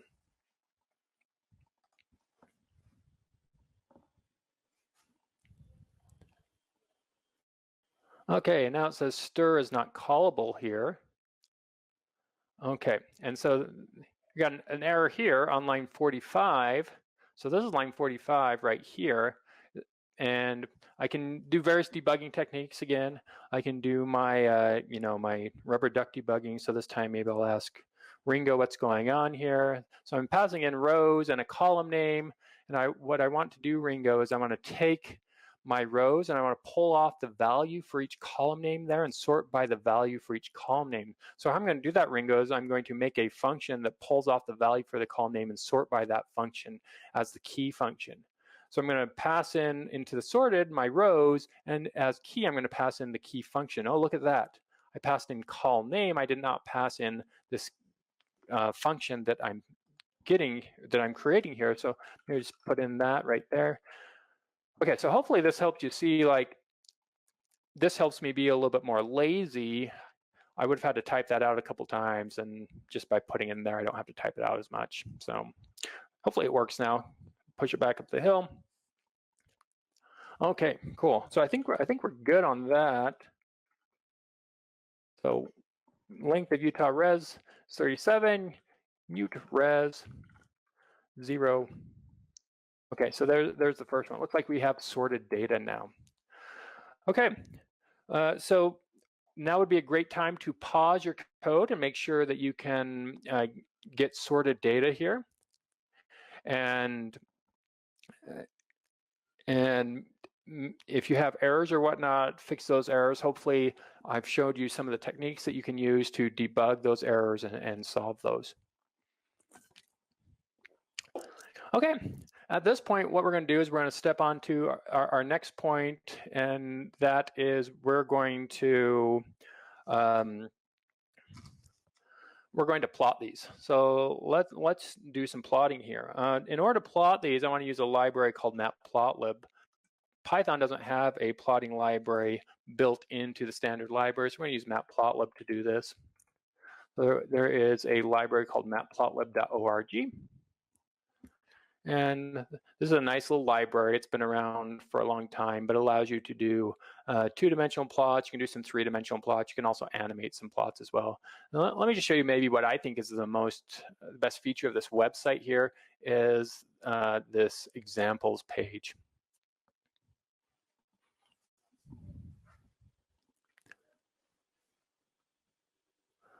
So if you go to the examples page here, you can see just a bunch of different plots. And if you click on one of them, it will load the code for that. And so what you should be able to do is you should be able to download this and put it in its own file, and it should make a plot here. Now, generally, when I'm using Matplotlib, I'm using it from Jupyter notebooks instead of idle here, but you can take this and put it in idle as well. So this is really cool. What it allows you to do is basically, you can download a Python file here. You can run this if you want to and make sure that it works. Now, in our case, it's not going to work right now because we don't have Matplotlib installed. So let's work on getting Matplotlib installed. So that's what we're going to do right now. I'm going to go back to my terminal here. Now, you probably only have one terminal open because you started idle with that. And so this is the one where I started idle. It's got all this noise in it right now. Don't necessarily want you to kill idle. What I want you to do is make a new terminal. And with your new terminal, you can activate your virtual environment here. So we're going to say source temp. Mine's in the temp directory. Yours should probably be in the same directory. So you can just cv to that directory. And on Unix systems, you say source temp env bin activate. And there we go. We are activated. And all we have to do now is say pip install matplotlib. Okay. And this is going to go out and install matplotlib for us. Let me show you how to do that on Windows here. Same thing, I need to come over here and start a new command prompt here. So I'm going to change, I'm going to say cd to the directory where I am.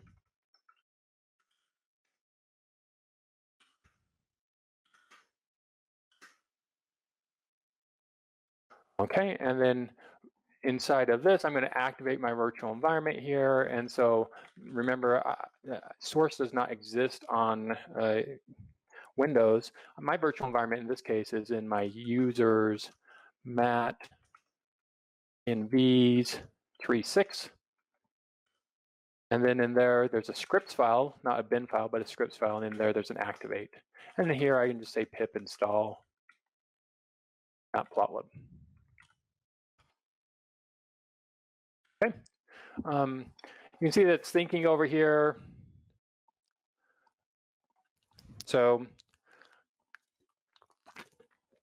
trying to record this screencast and broadcast it simultaneously to LinkedIn and Twitter is bringing my computer down to its knees, but it should respond here pretty quickly. So the idea of what we want to do is we want to take our data here, our death data or our positive data, and we want to make a little plot from that. So we'll do that as soon as we get Matplotlib loaded here. Let me talk about pip. Pip is short for pip installs Python, and it's a tool that's included in Python 3. Again, if you go to my book, Tiny Python Notebook, at the bottom of that, there's that section on environments. And right here, there's a small section on installing. You just say pip install your package, and it will install those packages. You can also uninstall packages if you want to.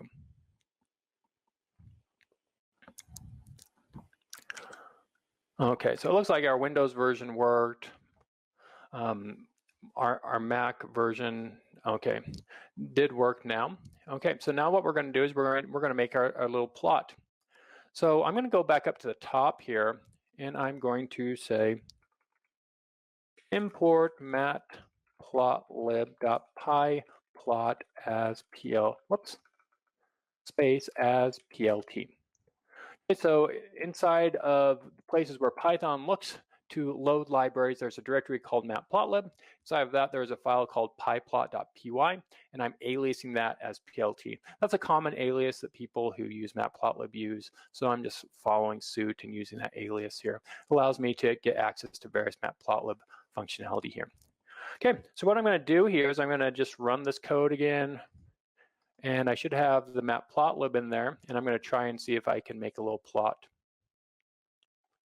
Maybe before I do this, this might crash my machine. Hopefully it doesn't, but just for funsies, I know when I do trainings like this, a lot of people really like to have this terminal output here. So I'm going to save this before I do anything too bad here to make sure you have it. So this is just, I'm going to call this repl.txt. I'm just going to save this, so this will be in the Dropbox as well if you want to access that. Okay, so at this point, if we look, we say dir, look at what's in our namespace, we have PLT, and we have Utah res here. So this is awesome. What I can do is I can say on PLT, you can say dir on PLT, and you can see what's in there. 67 lines, so there's a bunch of stuff in here. Don't really have time to go over much of any of matplotlib. I would advise you, if you want to understand it better, check out the documentation or various courses or whatnot in there. There's a lot of good material for matplotlib. But what I'm going to do is I'm going to make a figure, what's called a figure and an axis here. I'm going to say plt.subplots. Okay, and then I am going to say AX. So figure is like paper, axis is where the plot is. I'm going to say AX.plot. And let's try and plot, and we've got this res, Utah res here. Okay, so what I want to plot maybe is the positive values here. So just to get the positive, maybe I'm jumping the gun a little bit. Maybe I want to do another function here that says def get value. So it's going to take rows, and it's going to have a key name or a column name. And it's going to say the results is equal to this, and then it's going to say for row in rows. We're just going to pull out and say res.append. Into our res, we're going to pull out from our row the column name. This will let us pull out like positive and have it just be a list of just the positive values here. Okay, let's push this back up the hill. So come up here to run and say run module.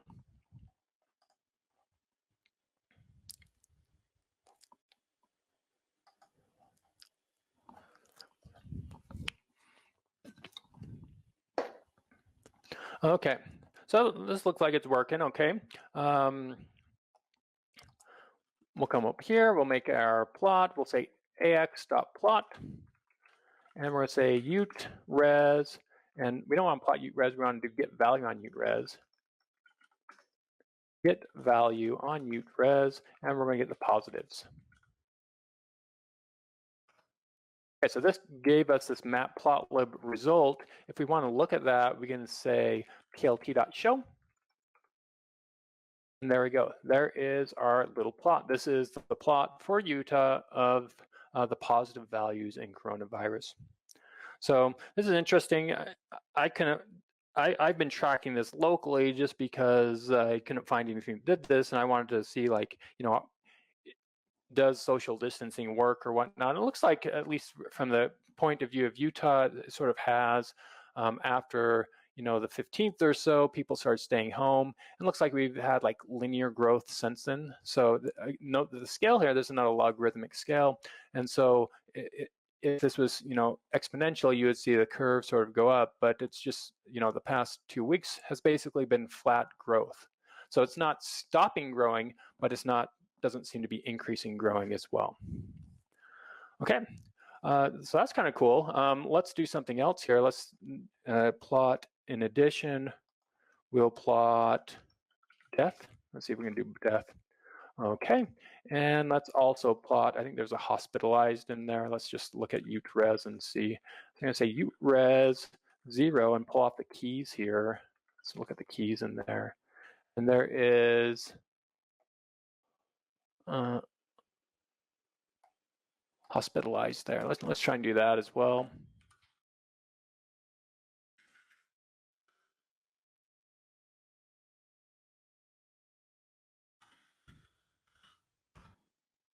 Okay, and then we'll do plt.show again. And hopefully this pulls it up. Okay, we might need to, the interaction here with idle is probably not ideal, and matplotlib. So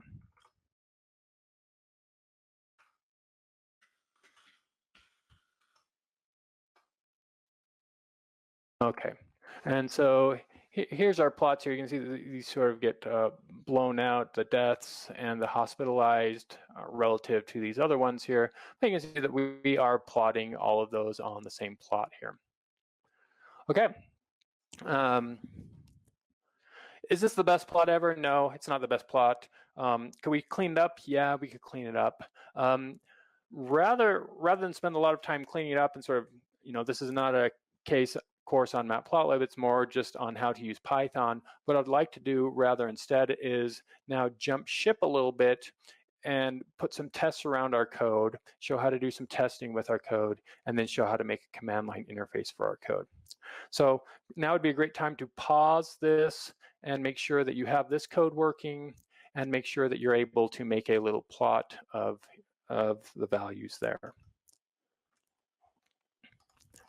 Okay, so what we're going to do now is we're going to do some tests around this. So what I want to do is I'm going to come up here to File and say New File, and let's make a test. We got a couple options for writing tests. I'm just going to leverage the built-in testing framework in Python. This is called the unit test framework here. And so we'll use that. So make a new file here, and at the top of your new file, you're going to say import unit test.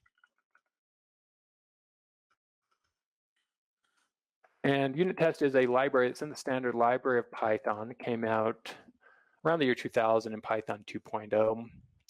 And this library was ported from Java. So there's a library in Java called JUnit. Java's an object-oriented programming language. Python supports object-oriented programming, but you can see we haven't defined any classes over here. We've just done everything at the function level. So Python is actually what I would call a multi-paradigmatic programming language. It supports object-oriented programming, supports procedural programming. So what we've been doing is more procedural. Also supports functional constructs, such as you would find in a Lisp or closure or scheme. But because this unit test library was ported from Java, it requires you to use classes. So let's use some classes here. So I'm going to say class, and I'm going to make a class called test COVID. And you'll note that class is orange because that's a keyword. That's part of the language. When you're defining a class, you have to say class. This test COVID is the name of the class. In this case, we're going to subclass unit test here. So I'm going to say unit test.test capital case here and put that in parentheses here. If we're defining our own class, we don't need to subclass it. We would just put the class name and then put a parenthesis or a colon at the end. Now remember, whenever we have a colon at the end of the line, we need to indent that next line here. So here we're going to indent the next line. And maybe I'll write a little test to test read CSV. I'm not going to do one to fetch URL just because I don't want to do the network traffic here, but I'll write one to test read CSV. And so the unit test module follows the XUnit paradigm. The XUnit paradigm came out with Smalltalk. The XUnit paradigm says if you're going to test something, you do some setup, you call your unit, you make some assertion about the call to your unit, and then you do some teardown. The setup and teardown are to get your tests in a state where they will run consistently. In our case, our setup would be making sure that we have some CSV file on the disk. In this case, I do have a CSV file on the disk, so I'm not really going to go through setup here, but if this were production, I would want to make sure that I had the CSV file on there. So you might want to do that if you're doing production. I'm not really going to go over that. I'll just sort of say, be aware of that. If I move the CSV file, since this test is now dependent on it, it would fail. So we're going to say the result is equal to read CSV, and we're going to say COVID.csv. and that should give us a result. And I'm just going to say self.assert equals, and I'm going to assert that the length of res, whatever it is, I think it's 2014 or something. Let's do that, and we'll see what happens here. Okay, so there is our test. So here is calling our unit, our quote unit, and here is making an assertion about it. Now you'll note that the assert equals here, this looks like what's called camel casing, and over here I'm using underscores between words. So again, this is due to the fact that this unit test library came from Java. This is the naming conventions that Java uses. Python, there's a document called Pepe, which recommends not using this naming convention. However, there are contradictions inside the standard library of Python itself where some naming conventions are violated. So just be aware of that, FYI. Okay, at the bottom of this, I'm going to put a little snippet here. I'm going to say if dunder name equals the string dunder main. So this little snippet right here, if this is true, this means that we're executing this file. Let's put a little else here. Otherwise, we are loading this file as a library. Maybe I'll just print loading down here.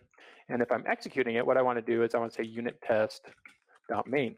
So in the unit test module, there's a main function. If I run that, what it will do is it will look for any classes that subclass unit test. It will look for any methods that are that start with test in there, and it will run those and it will report on those. Okay, so at this point we have our basic unit test ready. We're going to come up here to run and say run it. I'm going to put it in the same directory as our COVID here. It's going to ask us to save it, and I'm going to save it as test_COVID. I don't need to save it as this, but it's a good naming convention to use. Start naming it with test because there are multiple there are test runners in Python, and one that's very popular, PyTest, adopts this convention. So if you use that convention, it will be able to discover these tests here. Okay, so this should save this. It should run over here. It should say restart. You can see that I'm restarting it, and I've got some output here, and I got a name error. We got the dreaded name error. Okay, so name error on line 6 here. It's complaining about this on line 6. So name error, again, what does name error mean? Name error means that Python's looking for a variable and can't find it. It's looking for readcsv and can't find it. So Python looks basically in 3 places. It looks in the local namespace, the global namespace, and the built-in namespace. And in this case, is readcsv in the local namespace? No. What's in the local namespace? We are in a method here, and the method has self and res in the local namespace, but there's no readcsv in there. So it doesn't find it there, so it looks in the built-in or the global namespace. What's in the global namespace? Well, we define this class at the global level, so that's global, and the unit test import there is global, but readcsv is not, so can't find it there. Finally, it looks in the built-in. Built-in is anything that's purple, like print. Readcsv is not purple, so it fails. So hence we get this name error over here. So in order to get this to work, we need to leverage this module over here. So remember, I saved it in the same directory as that, so I can come over here and I can say import COVID. Okay, and because there's a file called covid.py in the same directory, Python will be able to load it. Now I could run this again, and I'll do that just for funsies. You'll see that it will still fail here, because now COVID is in our namespace, but readcsv is still not. But if we came over here, after this runs, it's thinking. Okay, it failed. If we do a dir on this, we'll see that COVID is in our namespace. If we do a dir on COVID, or if we just look at COVID is a module, and you can see that it's a Python file. That's what a module is. And we can say dir on the file, you can see that inside of that, we do have readcsv. So in order to access this over here, what we say is COVID period. So in Python, when period follows a name, it's going to search in that object for that name here. At this point, it should work. Keep my fingers crossed, push this back up the hill, see if it runs or explodes.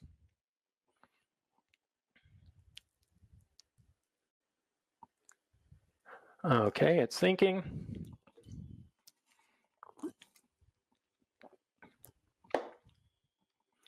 Okay, and yeah, it looked like it ran. Now we have an assertion error. 2,112 is not equal to 2215. So if I change this here, 22112, I'm just going to assume that that's the correct one by inspection. And we'll change that there. When we rerun this, it should say that we ran one test and it did not fail.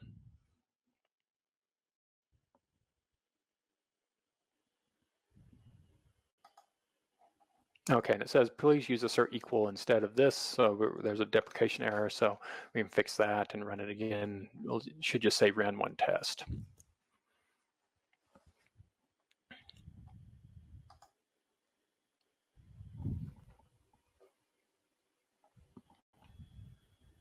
Okay, cool. So there is a little test to test that out.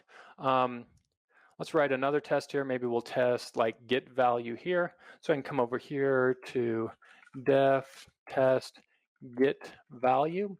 And this is a method, so it needs to have self as the parameter, as a parameter to the method there.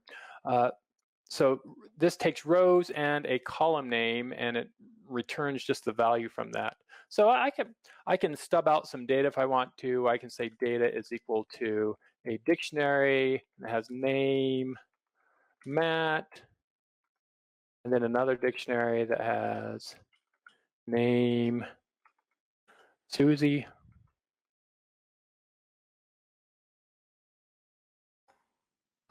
Okay, and if I were to call this now, the result is equal to COVID get value, and I want to get from data the column name,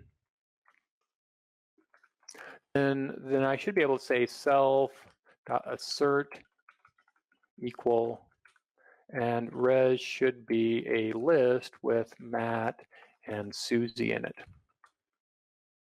Okay, so I have access to this assert equal method because I subclass this test up here. So let's run that and see if this works.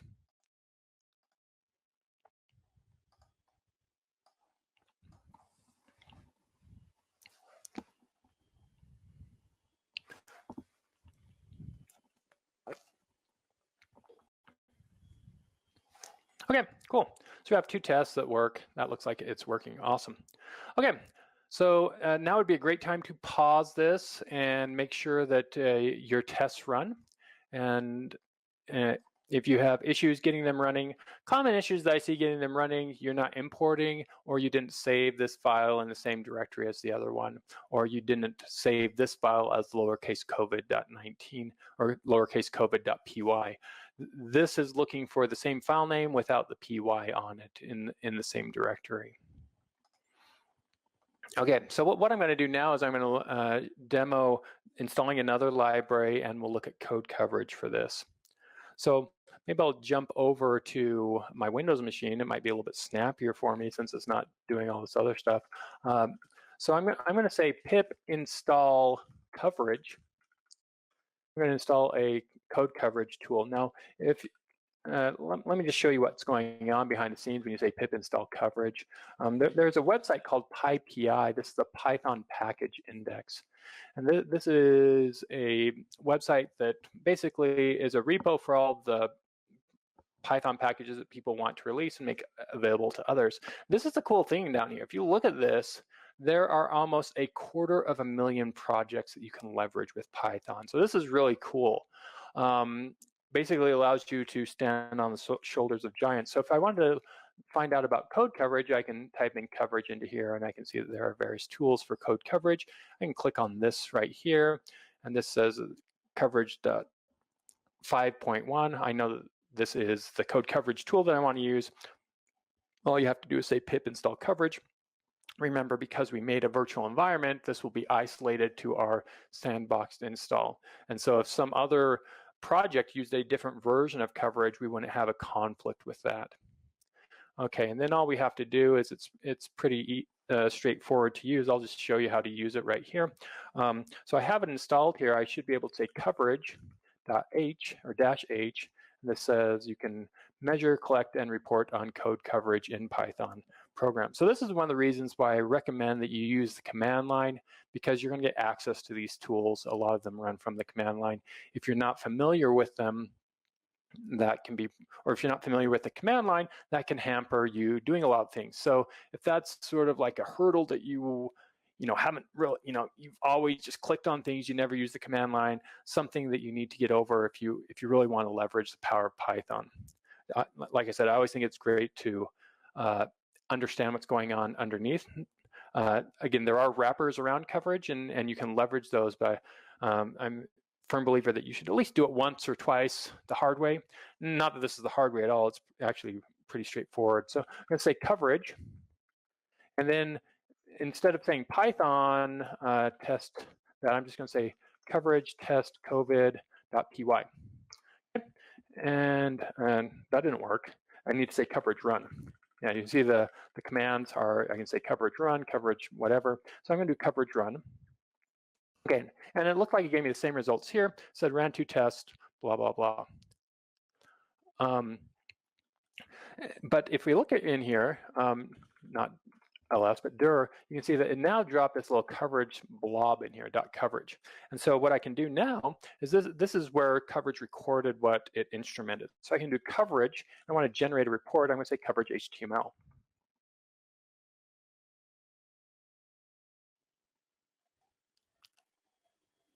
Okay, so this is thinking.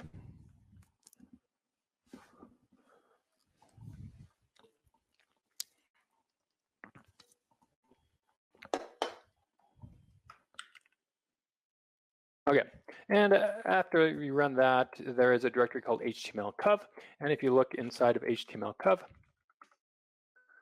there are a bunch of files in there. So it did some reporting in that. I'll open this from over here. I'm going to say open html_cov, and this is a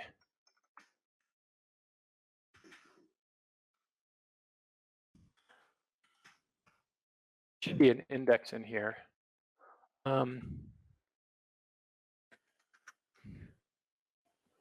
html_cov.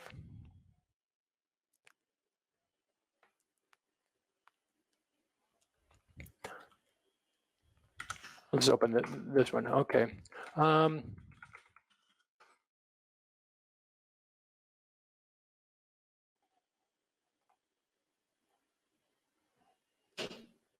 Okay, so here is yeah, there should be an index. I think it's just copying it. It hasn't copied it over yet.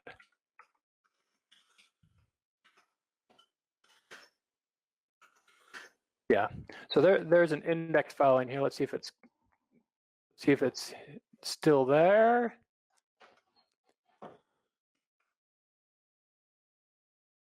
Okay, so here's our index. You can see these are all the files that we did coverage on. You can see there are a bunch of matplotlib files that did, but the ones we care about, for example, are test COVID. So these are our test cases. You can see that we did not cover this line of code down here.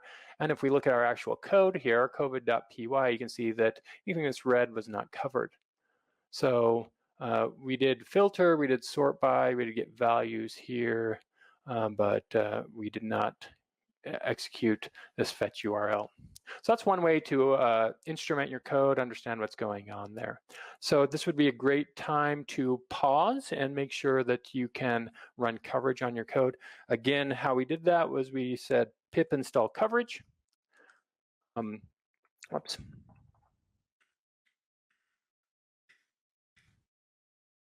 Okay, we did pip install coverage, and then that installed coverage. And then after that, we had a coverage binary here. Then we said coverage, and then we did the run command, and we said coverage run test, our test file there. And then after that, we did coverage HTML to generate our HTML report. And that made this file that had the HTML in there that we could inspect. So make sure you can get that working on your machine. It should be straightforward if you have created a virtual environment. Okay, at this point, what I want to do is what I consider the last part of our little assignment here. I want to make a command line application for this. So we've got our COVID code right here. I've hard-coded doing Utah right here, but what I want to do instead is I want to make a little function here called plot state, and it's going to have a state, and it's going to have a file name. And what I want to do Basically, I want to do this here. So I'll just indent this code here. And so maybe this is going to be the CSV name, and we'll make another one that's going to be the plot name. Okay, so we're going to pass in the CSV name here. And we're going to filter by our state. And then we are going to, we're going to say fig, comma, ax is equal to plt.subplots. We're going to make our subplots, and then we're going to say ax.plot, and we're going to say, I'm saying utres. That's probably not a very good variable name because it's not ut anymore. Maybe I'll just call this state res. So this is the state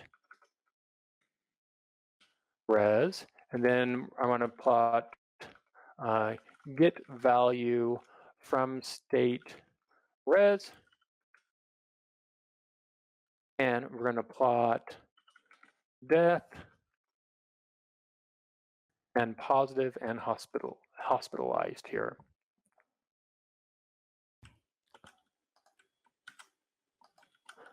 Whoops, didn't want to do that.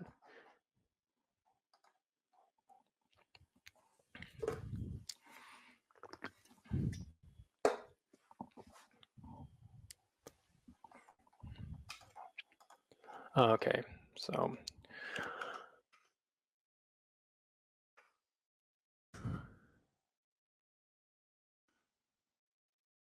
okay, so positive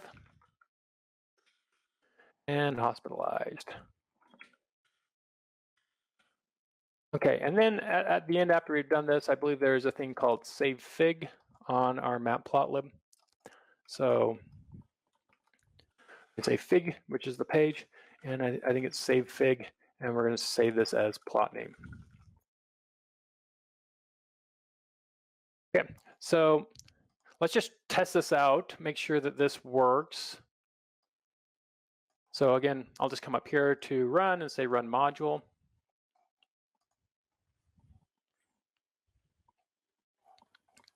Okay, and this is, we're going to call the plot state function here.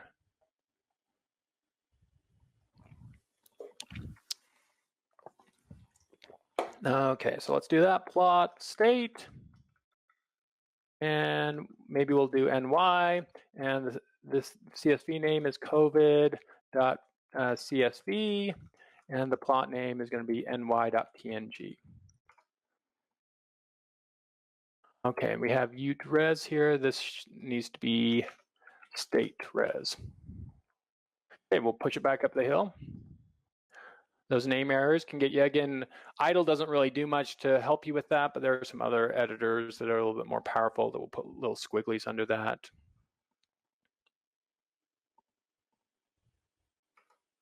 So I'm just going to put my cursor at the end of this line to copy it, and I'll hit enter twice. It's thinking, okay, it looks like it might have generated a plot here. Let me just open this. Open ny.png. Okay, so there is our New York City plot.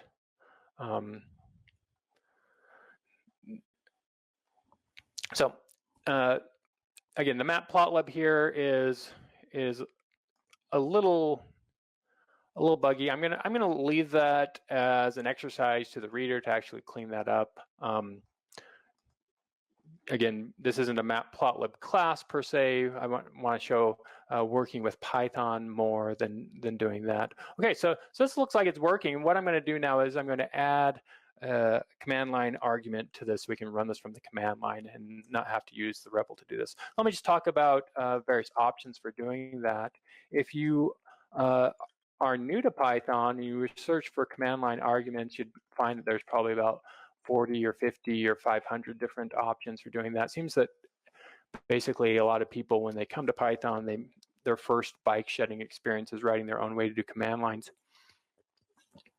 I'm going to use one that's in the Python standard library called argparse. So let me just show you what's in there. So I'm going to open this up. Now, this is the documentation on the Python standard library. The Python standard library tends to be more descriptive documentation describing all the options and whatnot, rather than tutorial-like. This one's sort of an exception. In fact, at the very first here, it has an example of how to use the code and actually links to a tutorial inside the Python standard library. This is, again, an exception. Most libraries in the Python standard library documentation aren't like this. They're more, if you scroll down here, like, here's the class and here are all the parameters to it and that sort of thing. So useful if you want to sort of have a deep understanding, not very useful, or not maybe as useful if you just want to get something going quick. But this right here is the basic gist of how to use it. You import the library, you make this argument parser object here, you add arguments to it to parse off what's passed in on the command line, and then you call this parse args method here that dynamically creates an object that has whatever you passed in, has attributes for that. So that's what we're going to use. I'm going to show you another website that I like as well. This is this PyMOTW. This is the Python Module of the Week by Doug Hellman. It's a great website. Or, I mean, it was his blog, I believe, or a website he created as a sort of a pseudo blog, and eventually it became into a book. And so this is a nice documentation. There's a book here, but it's also available online. And this is more of tutorial type documentation than rather reference type documentation. So check that out if you're interested. But again, we import the library, we make an instance of this argument parser, we add arguments, and then we parse the arguments here. Okay, so let's do this on ours. We're going to import the library up here. So I'm going to come up to the top here. I'm going to put my import after matplotlib. I like to separate my imports, and PEP8 recommends that as well. Matplotlib is a third-party library, so I'm just going to leave that sort of as its own grouping here. argparse and urllib are in the standard library. We also need another library from the standard library, which is the sys library. The sys library is going to allow us to read files off of the command line. Okay, so you'll need to add those two imports, argparse and sys. Then we'll scroll back to the bottom here, and we're going to put a little snippet of code down here. I'm going to say if dunder name equals the string dunder main. Okay, if this is the case, then we're going to call a main function with sys.argv. Argv are the command line arguments. We're going to slice those. We're going to say slice them off from 1 to the end. So why are we slicing these? We're slicing these because sys.argv, which is what Python gives us as a list of the command line arguments, includes the name of the Python file that we're running by default. We actually don't care about that Python file, so we're pulling it off. Okay, let's make a function called main. There's no hard requirement that the function be named main, but a lot of people do name functions main at the bottom. Let's just say we have a main function here that takes some command line arguments, and we're going to make an argument parser. I'm going to say AP is equal to argparse.argument parser. Okay, on that, I'm going to add some options here. Maybe I want to specify a state, so I'm going to say add argument, and the argument is state. We'll add and maybe we can say add argument dash state, and I'll make a short option dash s, so we can do it like that. Okay, and we'll do the same thing, add argument, and we'll say C and dash CSV. This is a CSV file, and we'll say AP to add argument, and we'll say dash O. We'll say output, and you can come over here and you can say help is equal to. We can put a little help. You can say that this is the.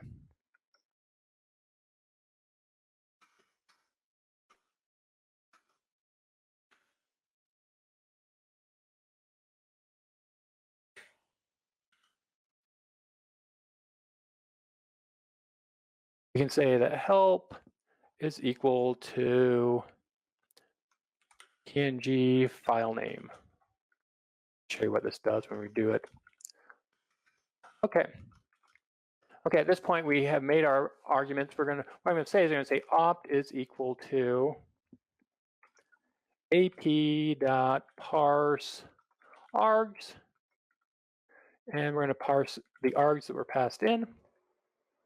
We're going to say if opt.state. If we got a state, then what we're going to do is we're going to call plot state, and we're going to pass in opt.state, opt.csv, and opt.output.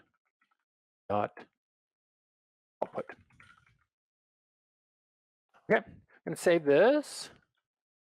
Now I'm going to go to the command line. I'm going to run this from the command line. Let me just show you the code there. Again, we added this little if dunder name equals the string dunder main. Again, this is saying, are we executing this file? Are we running this file from the command line? Note that over here in our test file here, we are loading COVID, but we're not executing the command line. So this line would not execute when we imported it. It only executes when we run it from the command line. Or alternatively, if we come up here and say run module. Okay, and then we added this little main function that's just going to check what's on the command line arguments. So now I'm going to go to the command line. Let's see if we can run this from the command line here. So here's my command line. Oops.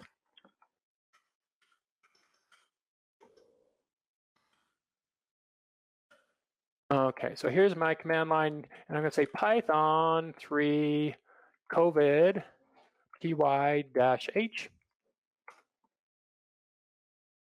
and it's running. It's thinking. Now, again, my computer is pretty lagged down with a lot of things, but there you go.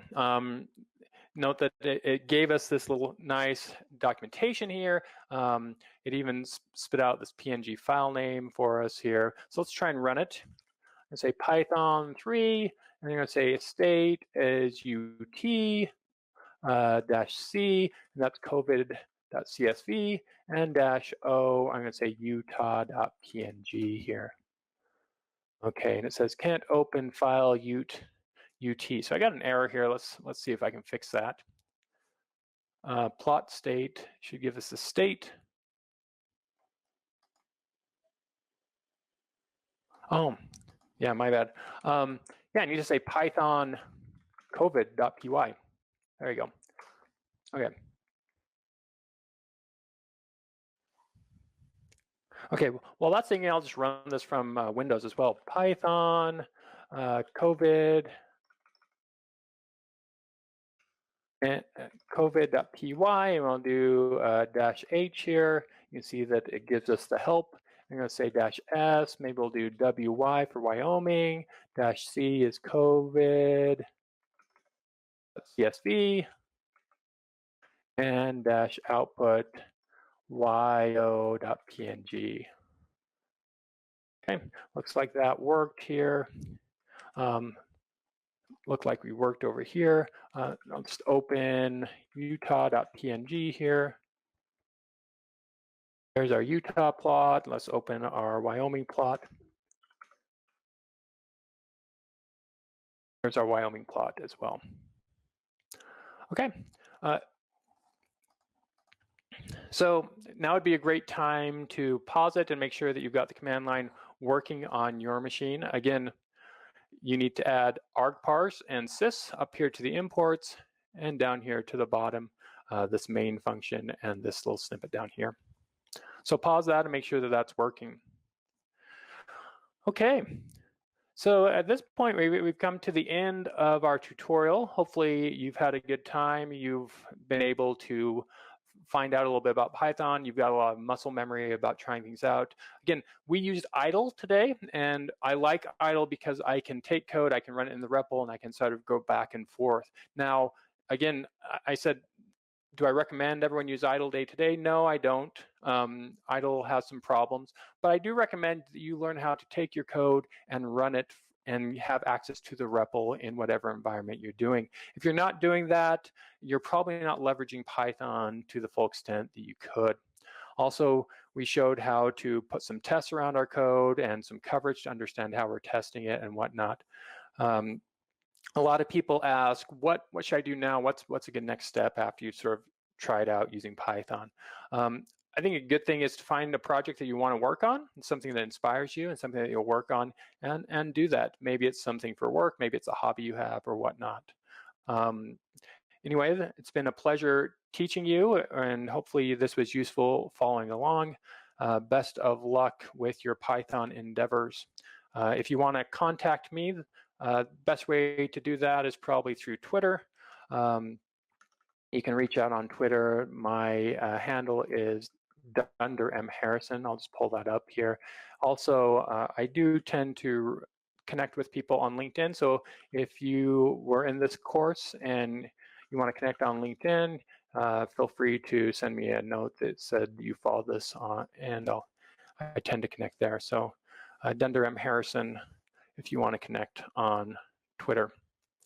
Okay, have a great PyCon or virtual PyCon. Best of luck to you, and hope to see you in real life sometime. Bye, everyone. Thank you.